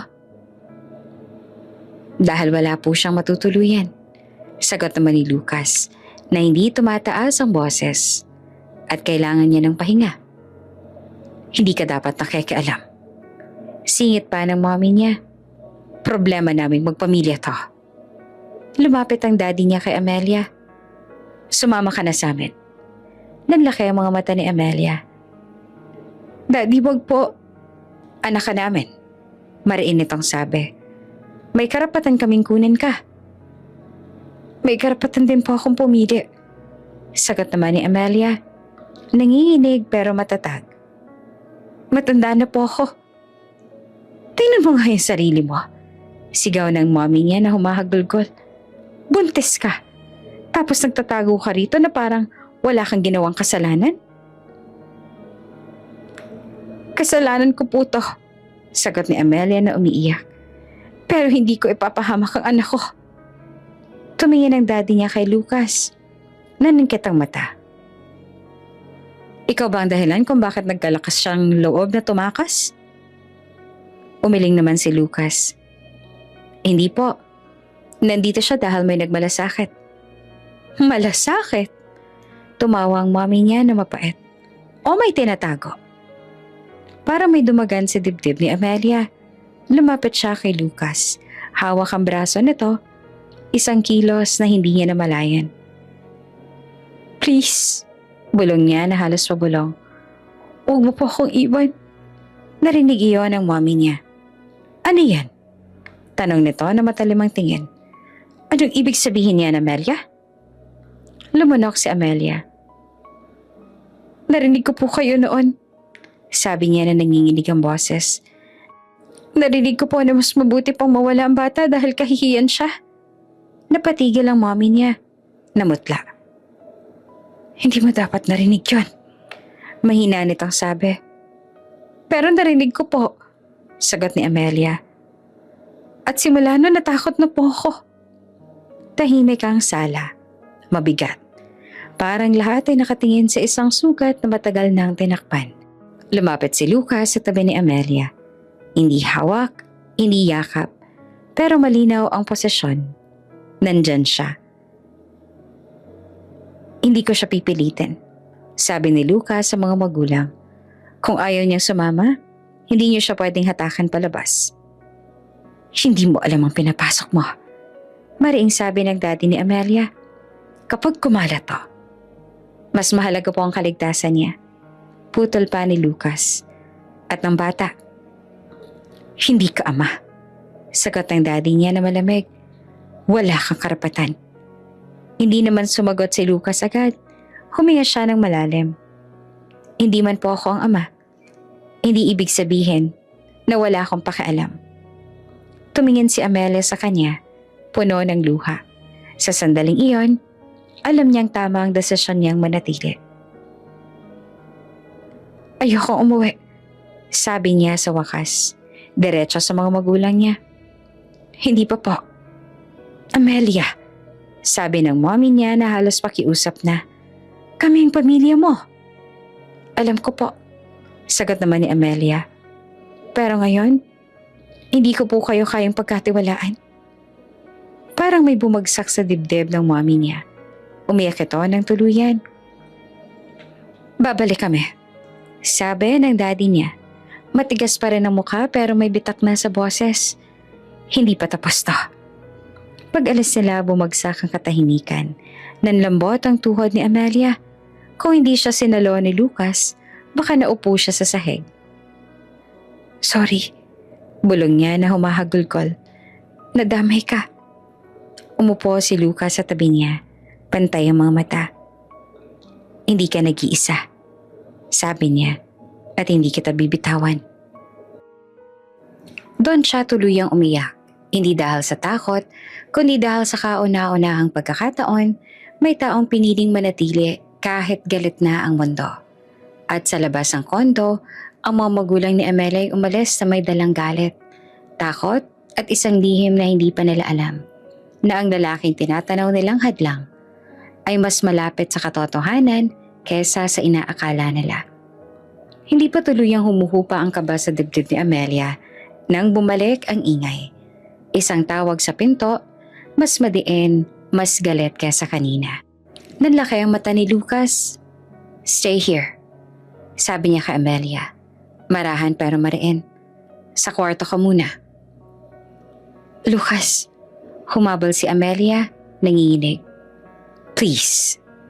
Ulit niya tsaka tumalikod. Pagbukas ng pinto, nandoon si Captain Reyes, ang daddy ni Amelia. Hindi nakasama ang mommy. Mag-isa, diretso ang tindig. Matigas ang mukha. Galit na galit. Anong klaseng ginagawa mo? Bungad nito na halos pasigaw. Bakit mo tinatago ang anak ko? Huminga ng malalim si Lucas. Sir, hindi ko po siya tinatago. Don't play dumb with me. Singhal ng matanda. Best friend kita. Pinagkakatiwalaan kita. Tapos dito ko malalaman na nasa bahay mo ang anak ko. Buntes at ayaw mong ibalik. Hindi po ako mahadlang. Sagot ni Lucas. Mahinahon pa rin. Ngunit si Amelia po ang ayaw umuwi. Dahil ginagatungan mo. Sigaw ng daddy niya. Kung gusto ko, ipapakulong kita. Kidnapping. Pagtatago ng menor de edad. Tumigil si Lucas. Tumingin siya diretso sa mata ng kaibigan. 18 na po si Amelia. Adult age. Hindi po siya minor. Parang sinuntok sa sikmura ang daddy ni Amelia. Huwag mo akong lecturean sa batas. Hindi po lecture. Sagot naman ni Lucas. Linaw lang. Hindi niya siya pwedeng pilitin kung ayaw niya. Problema naming magpamilya to. Mariing sabi ng matanda. Kaya huwag kang makikialam. Kung problema lang po ito ng pamilya, sagot ni Lucas. Tumitibay ang boses. Hindi niyo sana siya pinalaya sa gitna ng ulan. May katahimikan. 1 segundo, 2. Anong sinabi mo? Tanong ng daddy ni Amelia. Mababa ang boses. Natagpuan ko po siya sa highway. Sagot ni Lucas, diretso. Walang malay. Basang-basa. Buntes. Kung hindi ako dumaan, tumigil siya. Hindi niya na tinuloy. Hindi na kailangan. Nagbagong mukha ng daddy ni Amelia. May bahid ng gulat. Tapos, galit ulit. Hindi mo alam ang buong kwento. Alam ko pong nasaktan siya. Sagot ni Lucas. At ngayon, ang kailangan niya ay kaligtasan. Hindi sigawan. Hindi banta. Ginagamit mo ang sitwasyon. Singhal ng matanda. Para magmukha kang bayani. Umiling si Lucas. Wala po akong hinahabol. Talaga? Tanong ng daddy niya. Mapanuyang tawa. Bakit parang ikaw ang ama sa galaw mo? Prenatal check-ups? Baby stuff? Ano to, laro? Sa loob ng kwarto, narinig ni Amelia ang sigawan. Kumakabog ang dibdib niya. Gusto niyang lumabas pero natatakot siya. Baka lalo lang lumala. Sa sala, humigpit ang panga ni Lucas. Hindi po laro ang buhay ng bata, sabi niya. At hindi rin po laro ang mental health ng anak ninyo. Anak ko yan. Mariing sagot ang daddy niya. Ako magdedesisyon. Hindi na po, sagot ni Lucas. Malinaw at kalmado. Hindi na kapag sinasaktan na ang desisyon. Isang hakbang ang inilapit ng daddy ni Amelia. Halos magkadikit na sila. Huwag mong subukan ang pasensya ko. Hindi umatras si Lucas. Sir, sabi niya na mababa ang boses. Best friend niyo po ako. Ayokong umabot sa ganito. Pero hindi ko hahayaang hatakin ninyo palabas ang anak ninyo. Laban sa loob niya. May mahabang katahimikan na sumunod. Mabigat, parang pareho naghahanap ng hangganan. Sa wakas, bumuntong hininga ang daddy ni Amelia. Hindi dahil humupa ang galit, kundi dahil napagod. Hindi pa tapos to, sabi niya. Babalikan ko to. Pwede po, sagot ni Lucas. Pero habang nandito siya, safe siya. Umalis ang matanda na hindi lumingon. Pagkasara ng pinto, saka lang bumitaw ang tensyon sa katawan ni Lucas. Huminga siya ng malalim, tsaka lumingon sa hallway. Amelia, tawag niya. Dahan-dahan namang lumabas si Amelia mula sa kwarto. Maputla, nanginginig. Narinig ko po. Lumapit si Lucas. Hindi hawak, pero malapit. Okay ka lang ba? Umiling naman si Amelia. Pasensya na po. Dahil sa akin, stop. Putol na Lucas, mahinahon. Hindi mo kasalanan. Napaupo si Amelia sa sofa. Napahawak sa tiyan. Takot po ako. Umupo si Lucas sa harap niya. Pantay ang mata. Hindi kita hahayaang matakot mag-isa. Paano po kung ipilit nila? Tanong ni Amelia, umiiyak. Paano kung hindi nila magagawa? Sagot ni Lucas. May karapatan ka at nandito ako. Tahimik silang dalawa sandali. Sa katahimikang iyon, may isang bagay na mas luminaw ka Amelia. Hindi lamang proteksyon ang binibigay ni Lucas. May paninindigan, may tapang. Salamat po, bulong niya. Tumango naman si Lucas. Magpahinga ka na. Mahaba pang araw. Habang papasok si Amelia sa kwarto, sandaling tumigil si Lucas sa sala. Napaupo siya, hawak ang ulo. Hindi niya alam kung kailan naging ganito kalalim ang pagkakasanggot niya. Pero alam niyang hindi na siya aatras. Sa kabilang banda ng pinto, humiga si Amelia. Hawak ang tiyan. Hindi niya alam, bulong ng isip niya. Hindi pa rin niya alam.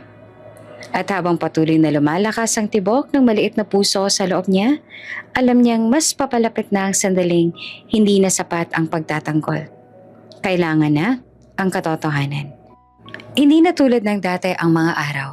Sa huling mga buwan ng pagbubuntis ni Amelia, parang naging mas maingat ang mundo. Mas mabagal, mas tahimik. Mas puno ng paalala na hindi na pwedeng magkamali. High risk na siya, sabi ng doktor sa huling check-up. Kailangan may kasama siya palagi. Bawal mapagod, bawal ma-stress. Tumango si Lucas, seryoso. Ako na pong bahala. Paglabas nila ng clinic, hindi na siya nagtanong pa. Dire-diretso silang umuwi. Sa kotse, tahimik si Amelia. Hawak ang tiyan. Parang may iniindang kaba na hindi lamang pisikal. Mula noon, parang nag-iba na ang takbo ng araw nila. Si Lucas na ang nagluluto, simpleng ulam, pero mainit at laging may sabaw. Siya ang nag-aabot ng tubig, vitamins, unan, kapag nahihilo si Amelia. Naroon agad siya, hawak ang balikat, maingat. Dahan-dahan, lagi niyang paalala. Huwag kang tatayo mag-isa. Sabihin mo agad kung masakit. Minsan sa kalagitnaan ng gabi, magigising si Amelia na hinihingal. At palagi namang naroon si Lucas, parang hindi natutulog ng buo. Okay lang, bulong niya. Pinupunasan ng noon ni Amelia. Andito ako. Isang gabi, hindi na napigilan ni Amelia ang luha. Pasensya na, hikbi niya. Ang dami mo nang ginagawa para sa akin. Umupo si Lucas sa gilid ng kama. Hindi kita inaalagaan dahil kailangan, sagot niya. Ginagawa ko to dahil gusto ko. Tumama iyon ang diretso sa dibdib ni Amelia. At sa mga sandaling iyon, mas lalong naging mahirap itago ang lihim. Ramdam ni Lucas, hindi lang sa kilos kundi sa katahimikan ni Amelia, may mga sagot na hindi sinasabi. May mga tingin na umiilag kapag napag-uusapan ng ama ng bata. Isang gabi, matapos ang hapunan, pareho silang nasa sala. Si Amelia ay nakaupo sa sofa, may unan sa likod, habang si Lucas naman ay nagliligpit ng pinagkainan. Amelia? Tawag niya na hindi masyadong malakas. Opo, sagot niya automatic. Huminto si Lucas. Tumingin sa kanya. Hindi galit, hindi akusasyon. Pagod at totoo. Pwede ba kitang tanungin sa isang bagay? Tanong niya. Kinabahan si Amelia. Tumango siya. Opo. Umupo si Lucas sa tapat niya. Ilang segundo siyang tahimik. Parang nag-iipon ang lakas ng loob. Ami, unang beses siyang ginamit ang palayaw. May chance ba na kilala ko ang ama ng bata? Parang tumigil ang mundo. Hindi agad nakasagot si Amelia. Parang bumigat ang hangin sa sala. Narinig niya ang tibok ng puso niya. Mabilis, malakas. Kilala niyo po? Ulit niya na mahina. Tumango si Lucas. Hindi ko alam kung bakit ko tinatanong. Pag-amin niya. Pero may mga pagkakataon. Parang may pamilyar. Parang may nawawala sa alaala ko. Huminga si Amelia ng malalim. Eto na. Bulong ng isip niya. Ito na ang sandali. Pero hindi pa rin niya kaya. Hindi po. Sagot niya sa wakas. Halos pabulong. Hindi niyo po siya kilala. Tumitig si Lucas sa kanya. Hindi niyo alam kung nagsisinungaling si Amelia, pero alam niyang may takot doon. Tumango siya, dahan-dahan. Okay, sabi niya. Hindi na ako magtatanong. Nanlambot ang balikat ni Amelia. May halo itong ginhawa at guilt. Tahimik silang dalawa sandali. Tapos biglang nagsalita si Lucas. Mas magaan ang tono. Pero may sasabihin ako, sabi niya. Napatingin si Amelia. Ano po? Napakunot ang noon ni Lucas. Ayoko ng po at opo. Nagulat si Amelia. Ha? Ngumiti naman si Lucas. Hindi yung formal, kundi yung totoo. Parang ang layong pakinggan. Magkasama na tayo araw-araw, hindi na kailangan. Namula si Amelia. Nasanay lang po ako. Amelia? Putol niya at bahagyang tumatawa. Pakiramdam ko tuloy ang tanda ko. Mas matanda naman po talaga kayo. Bigla niyang nasabi. Natigilan si Lucas tapos ay natawa. Totoong tawa. O ayan, kita mo? Kaya ayoko na. Tumawa rin si Amelia. Mahina pero totoo. Matagal na rin siyang hindi tumatawa ng ganon. Subukan mo, sabi pa ni Lucas. Tawagin mo lang ako sa pangalan ko. Walang po. Nag-alangan naman si Amelia. Lucas? Ngumiti si Lucas at parang may nanalong maliit na laban. Ayan, mas okay. Tumahimik sila sandali. Pero iba na ang pakiramdam. Mas magaan, mas malapit. At ikaw? Dagdag ni Lucas sa kunwari seryoso. Huwag mo na rin akong tawaging sir sa isip mo. Napangiti pa si Amelia. Hindi ko naman po. Tumigil siya. Hindi ko naman ginagawa. Sure? Biro pa ni Lucas. Nagkatinginan sila. May kilig na pilit tinatakpan. Pero hindi na kayang itago. Sa gabing iyon, bago matulog, huminto si Lucas sa pintuan ng kwarto ni Amelia. Good night, sabi niya. Good night, sagot ni Amelia na walang po. Ngumiti naman si Lucas. Tahimik na nagsara ng pinto. Sa dilim ng kwarto, humiga si Amelia. Hawak ang tiyan. Konti na lang, bulong ng isip niya. Konti na lang. At hindi na sapat ang kilig para itago ang katotohanan. At sa kabilang kwarto, si Lucas ay nakatitig sa kisame. May ngiti sa labi. Hindi niya alam kung bakit masaya siyang tinanggalang distansya sa mga salita. Hindi niya alam na sa bawat hindi na po, mas lalo siyang papalapit sa katotohanang matagal nang nasa tabi niya. Bumuhos ang ulan nang walang babala. Hindi yung ambon na kayang tiisin, kundi yung ulan na parang gustong burahin ang buong gabi. Malakas ang hangin, kumakalog ang mga bintana ng kondo, at sa bawat kulog, parang may kasamang alaala. Ang gabing pinalaya si Amelia. Basang-basa, nanginginig, mag-isa. Napahawak si Amelia sa tiyan niya. Lucas, mahinang tawag niya, nanginginig ang boses. Masakit. Agad tumayo si Lucas mula sa sofa. Isang tingin lang sa mukha ni Amelia, alam niya nang hindi ito ordinaryong kirot. Okay, sabi niya na pilit kalmado. Kahit bumibilis na rin ang tibok ng puso niya. Huminga ka, sandali lang. Sinubukan ni Amelia ang tumayo pero napasandal siya agad sa upuan. Napapikit sa sakit. Hindi ko kaya. Bulong niya. Lucas, parang labor na to, sabi ni Lucas. Diretso, we're going to the hospital now. Kinuha niya ang bag na matagal nang nakahanda. Mga dokumento, gamit ng baby, essentials, at lumapit siya kay Amelia. Inalalayan siya palabas ang kwarto. Sa labas ng kondo, sinalubong sila ng ulan. Malakas, malamig. Parehong eksenang hindi kailanman nawala sa alaala ni Amelia. Hindi na naman. Bulong niya na nangingilid ang luha. Ulan na naman. Huwag kang mag-isip, sabi ni Lucas. Hinigpitan ang hawak sa kanya. Tingnan mo lang ako. Pagdating sa parking, biglang napahawak si Amelia sa tiyan niya at napasigaw siya sa sakit. Napahinto siya sa paglakad. Lucas, hindi ko na kaya. Hindi na nagdalawang isip si Lucas. Kinaragan niya si Amelia. Buong buo. Buong ingat. Parang buhat niya ang pinakamahalagang bagay sa mundo. Hindi niya alintana ang ulan, ang basang sahig, ang bigat. Ang nasa isip niya lang, dalhin siya sa ligtas na lugar. Habang binubuhat niya si Amelia, gumalaw ang kumot na nakabalot sa katawan nito. Sa pagmamadali, natuklap ang tela at sa ilalim ng ilaw ng parking, may isang bagay na tumama kay Lucas na parang kidlat. Isang tattoo sa binti. Maliit pero malinaw. Isang simbolo na hindi niya malilimutan kahit pinilit niya. Dahil iyon ang parehong tattoo ng babaeng nakamaskara nung gabing hindi nawala sa isip niya. Nanlaki ang mata ni Lucas. Parang huminto ang oras. Hindi.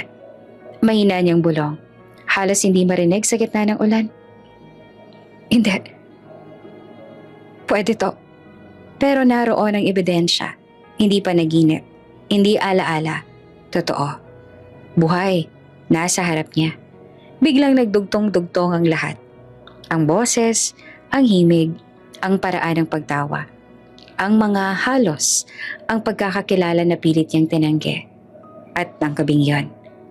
Lucas, tawag ni Amelia at napapikit sa sakit. Anong nangyayari? Hindi siya agad nakasagot. Parang may sumabog sa loob niya. Gulat, takot, katotohanan. Pero kahit na nanginginig ang kamay niya, hindi niya ibinaba si Amelia. Hold on, sabi niya sa wakas, paos ang boses. Malapit na tayo. Sa loob ng sasakyan, halos hindi niya na namalayan ang pagmamaneho. Automatic ang galaw. Pero magulo ang isip. Paulit-ulit na bumabalik ang imahe ng tattoo. Ang gabi, ang maskara. Ikaw pala. Pagdating sa ospital, sumigaw siya agad ng tulong. Dumating ang mga nurse. Inilagay si Amelia sa stretcher. Active labor, sabi ng isa. Dala na sa delivery room. Habang tinutulak ang stretcher, sinubukan ni Lucas sa sumunod. Pero pinigilan siya ng nurse. Dito muna kayo, sir. Tumango siya, pero parang wala siyang narinig. Nakatayo siya sa hallway, basang-basa pa rin, hawak ang ulo. Bumabalik ang lahat. Ang tanong na ilang beses niyang pinigilan. Ang hinalang ayaw niyang paniwalaan. Ako ang ama. Parang bumigat ang dibdib niya. Hindi dahil sa takot lang, kundi dahil sa realization na matagal na pala siyang gumaganap sa papel na iyon. Nang hindi niya alam. Lumabas ang doktor makalipas ang ilang sandali. Kayo po ang kasama? Tanong nito.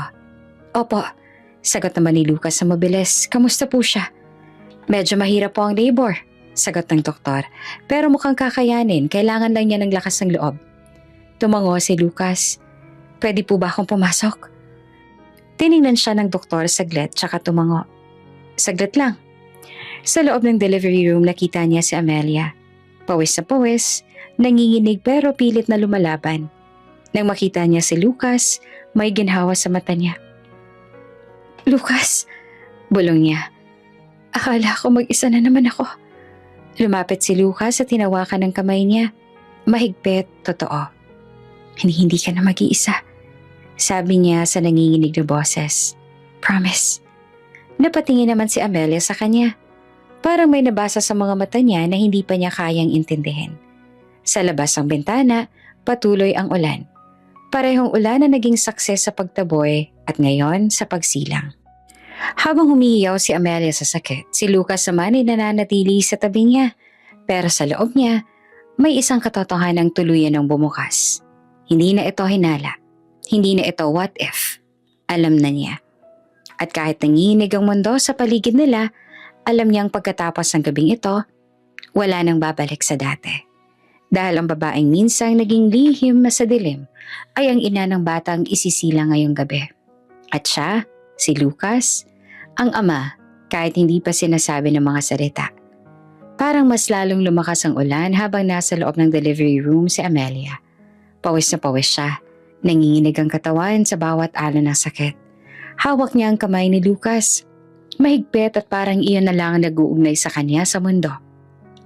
Huminga ka, paulit-ulit na sabi ni Lucas, kahit siya mismo ay nanginginig. Tingnan mo ako, nandito ako. Pero sa loob niya, hindi siya matahimik. Ang tattoo, ang alaala, Ang katotohanan hindi niya na kayang itanggi. Habang abala ang mga nurse, lumapit si Lucas sa tenga ni Amelia. Boses na halos pabulong. Amelia. Tumigil siya at huminga. Ako bang ama ng anak mo? Parang biglang tumahimik ang mundo. Tumigil ang paghinga ni Amelia. Dahan-dahan siyang napatingin kay Lucas. Wala nang lakas para magtago. Wala nang lakas para magsinungaling. Umiiyak at tumango siya. Isang maliit na tango, pero sapat na para gumuho ang lahat. Ako. Ulit ni Lucas. Halos hindi makapagsalita. Ako pala. Bumuhos ang luha ni Amelia. Pasensya ka na. Hikbi niya. Hindi ko sinasadya. Natakot ako. Ayoko masira kayo ng daddy ko. Ayoko. Hindi pa niya natapos. Sa labas ng delivery room, biglang may sigawan. Nasaan ang anak ko? Isang pamilyar na boses. Nanlaki ang mata ni Amelia. Daddy? Bago pa makapagsalita si Lucas, bumukas ang pinto. Si Captain Reyes.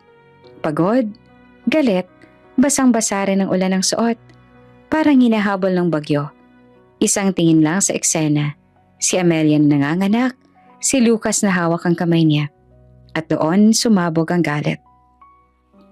Lucas? Sigaw ng matanda. Anong ginagawa mo rito? Tumayo si Lucas. Hinarap ang kaibigan. Sir, hindi na siya pinatapos. Isang suntok ang lumapag sa mukha ni Lucas. Napatumba siya. Halos matisod sa gilid ng kama. Napatili ang mga nurse. Hayop ka? Sigaw ni Captain Reyes. Nanginginig sa galit. Ikaw pala. Ikaw ang umubuso sa anak ko. Menor de edad pa siya. Daddy, please. Sigaw ni Amelia. Umiiyak, nanginginig. Hindi po ganon. Tumahimik ka. Sigaw naman ng ama niya. Pinagkatiwalaan kita. Sigaw nito kay Lucas. Best friend kita. Tapos ikaw palang sisira sa anak ko. Tumayo si Lucas. Duguan ang labi. Pero diretso ang tingin. Sir, hindi ko po alam. Sinungaling. Hindi ko po alam kung sino siya nung gabing yun. Mariing sabi ni Lucas. Pareho po kami nakamask. Pareho po kaming may sugat. Hindi ko po siya kinilala. Hindi ko po alam na anak na niya siya. Tumahimik ang paligid. Mabigat. Huminga ng malalim si Lucas. Pilit pinipigilan ng emosyon. Nang makita ko po ang tattoo niya ngayong gabi, doon ko lang po nalaman. Nanlaki ang mata ni Captain Reyes. Tattoo? May tattoo po ang babae nakamask ng gabing yan.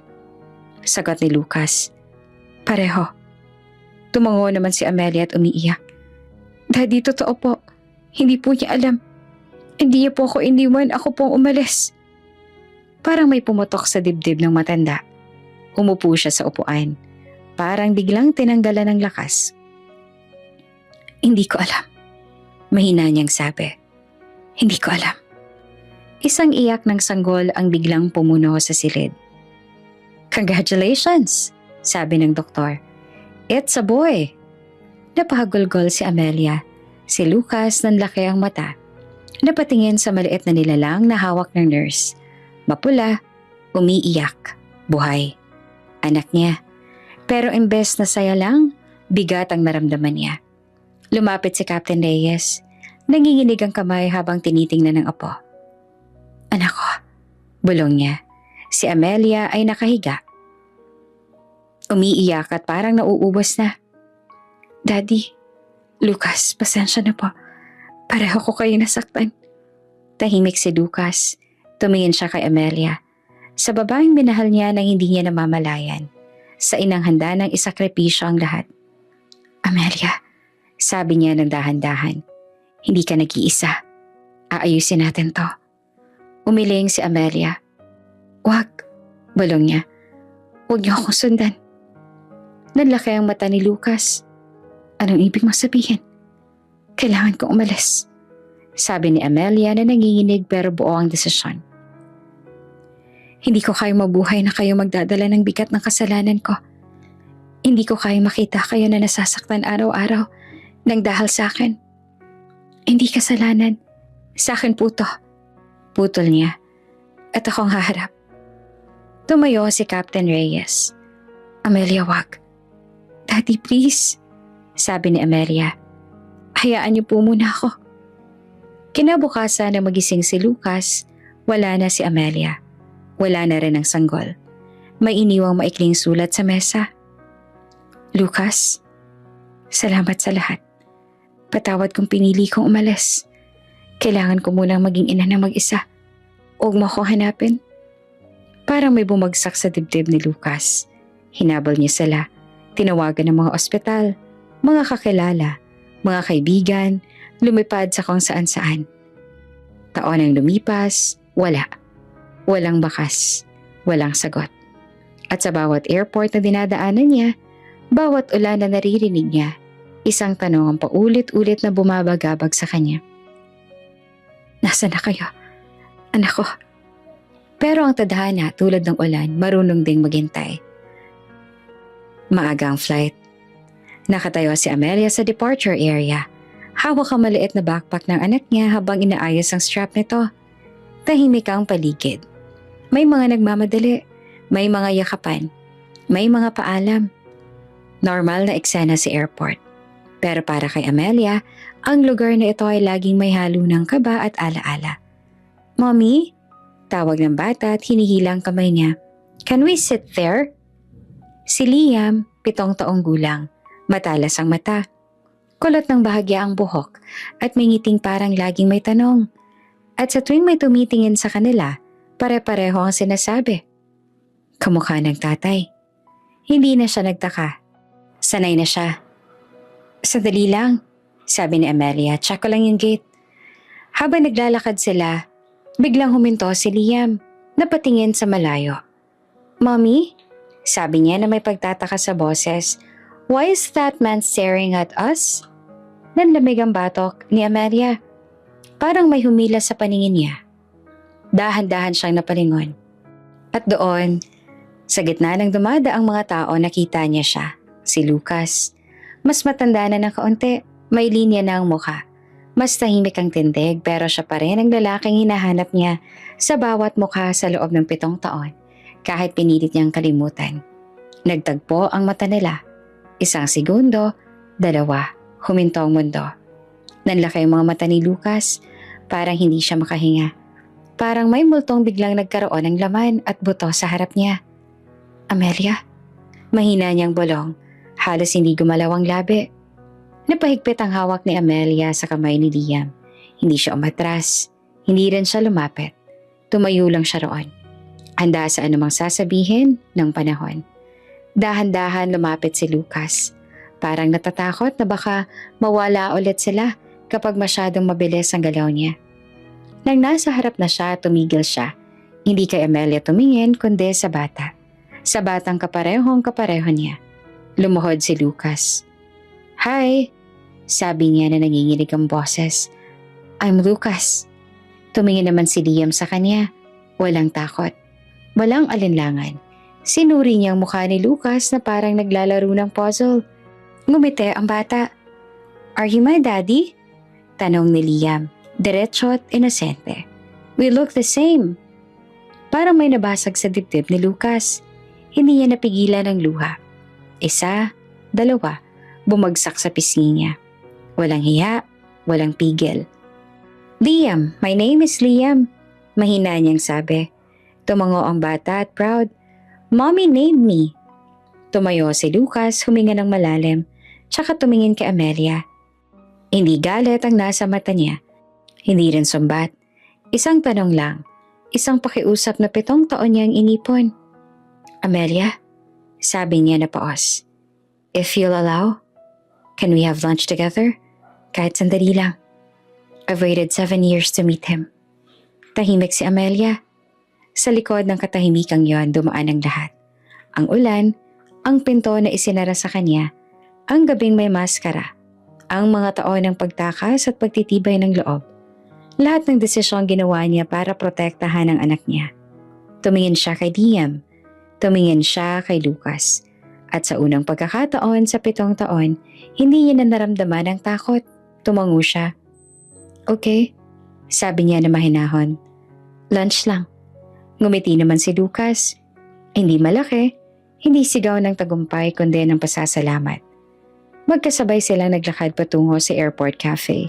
Si Liam ay nasa gitna, hawak ang kamay ng mommy niya, habang ang isang kamay ay malayang humahawak sa daliri ni Lucas. Daddy? Biglang sabi ni Liam na parang sinusubok ang salita. Huminto si Lucas sandali, tumingin sa bata. Yes? Ngumiti naman si Liam. Can you sit beside me? Napahinga ng malalim si Lucas. Of course. Habang nauupo sila sa cafe, nag-order ng pagkain. Nagtanong si Liam tungkol sa eroplano. Tungkol sa trabaho ni Lucas. Tungkol sa lahat na parang matagal niya nang kilala ang lalaking iyon. Si Amelia ay tahimik lang. Pinagmamasta ng eksenang matagal niyang ipinagkait. Hindi dahil ayaw niya, kundi dahil natakot siya. Sa sandaling iyon na unawaan niya, hindi lahat ng pag-alis ay pagtatapos. Minsan, paghahanda lang pala ito para sa tamang pagbabalik. Sa labas ng bintana, may eroplano na unti-unting umaangat. At sa loob ng airport cafe, 3 buhay ang unti-unting nagdudugtong. Isang ina na natutong tumindig, isang ama na hindi tumigil maghintay, at isang batang naging tulay ng lahat ng sugat.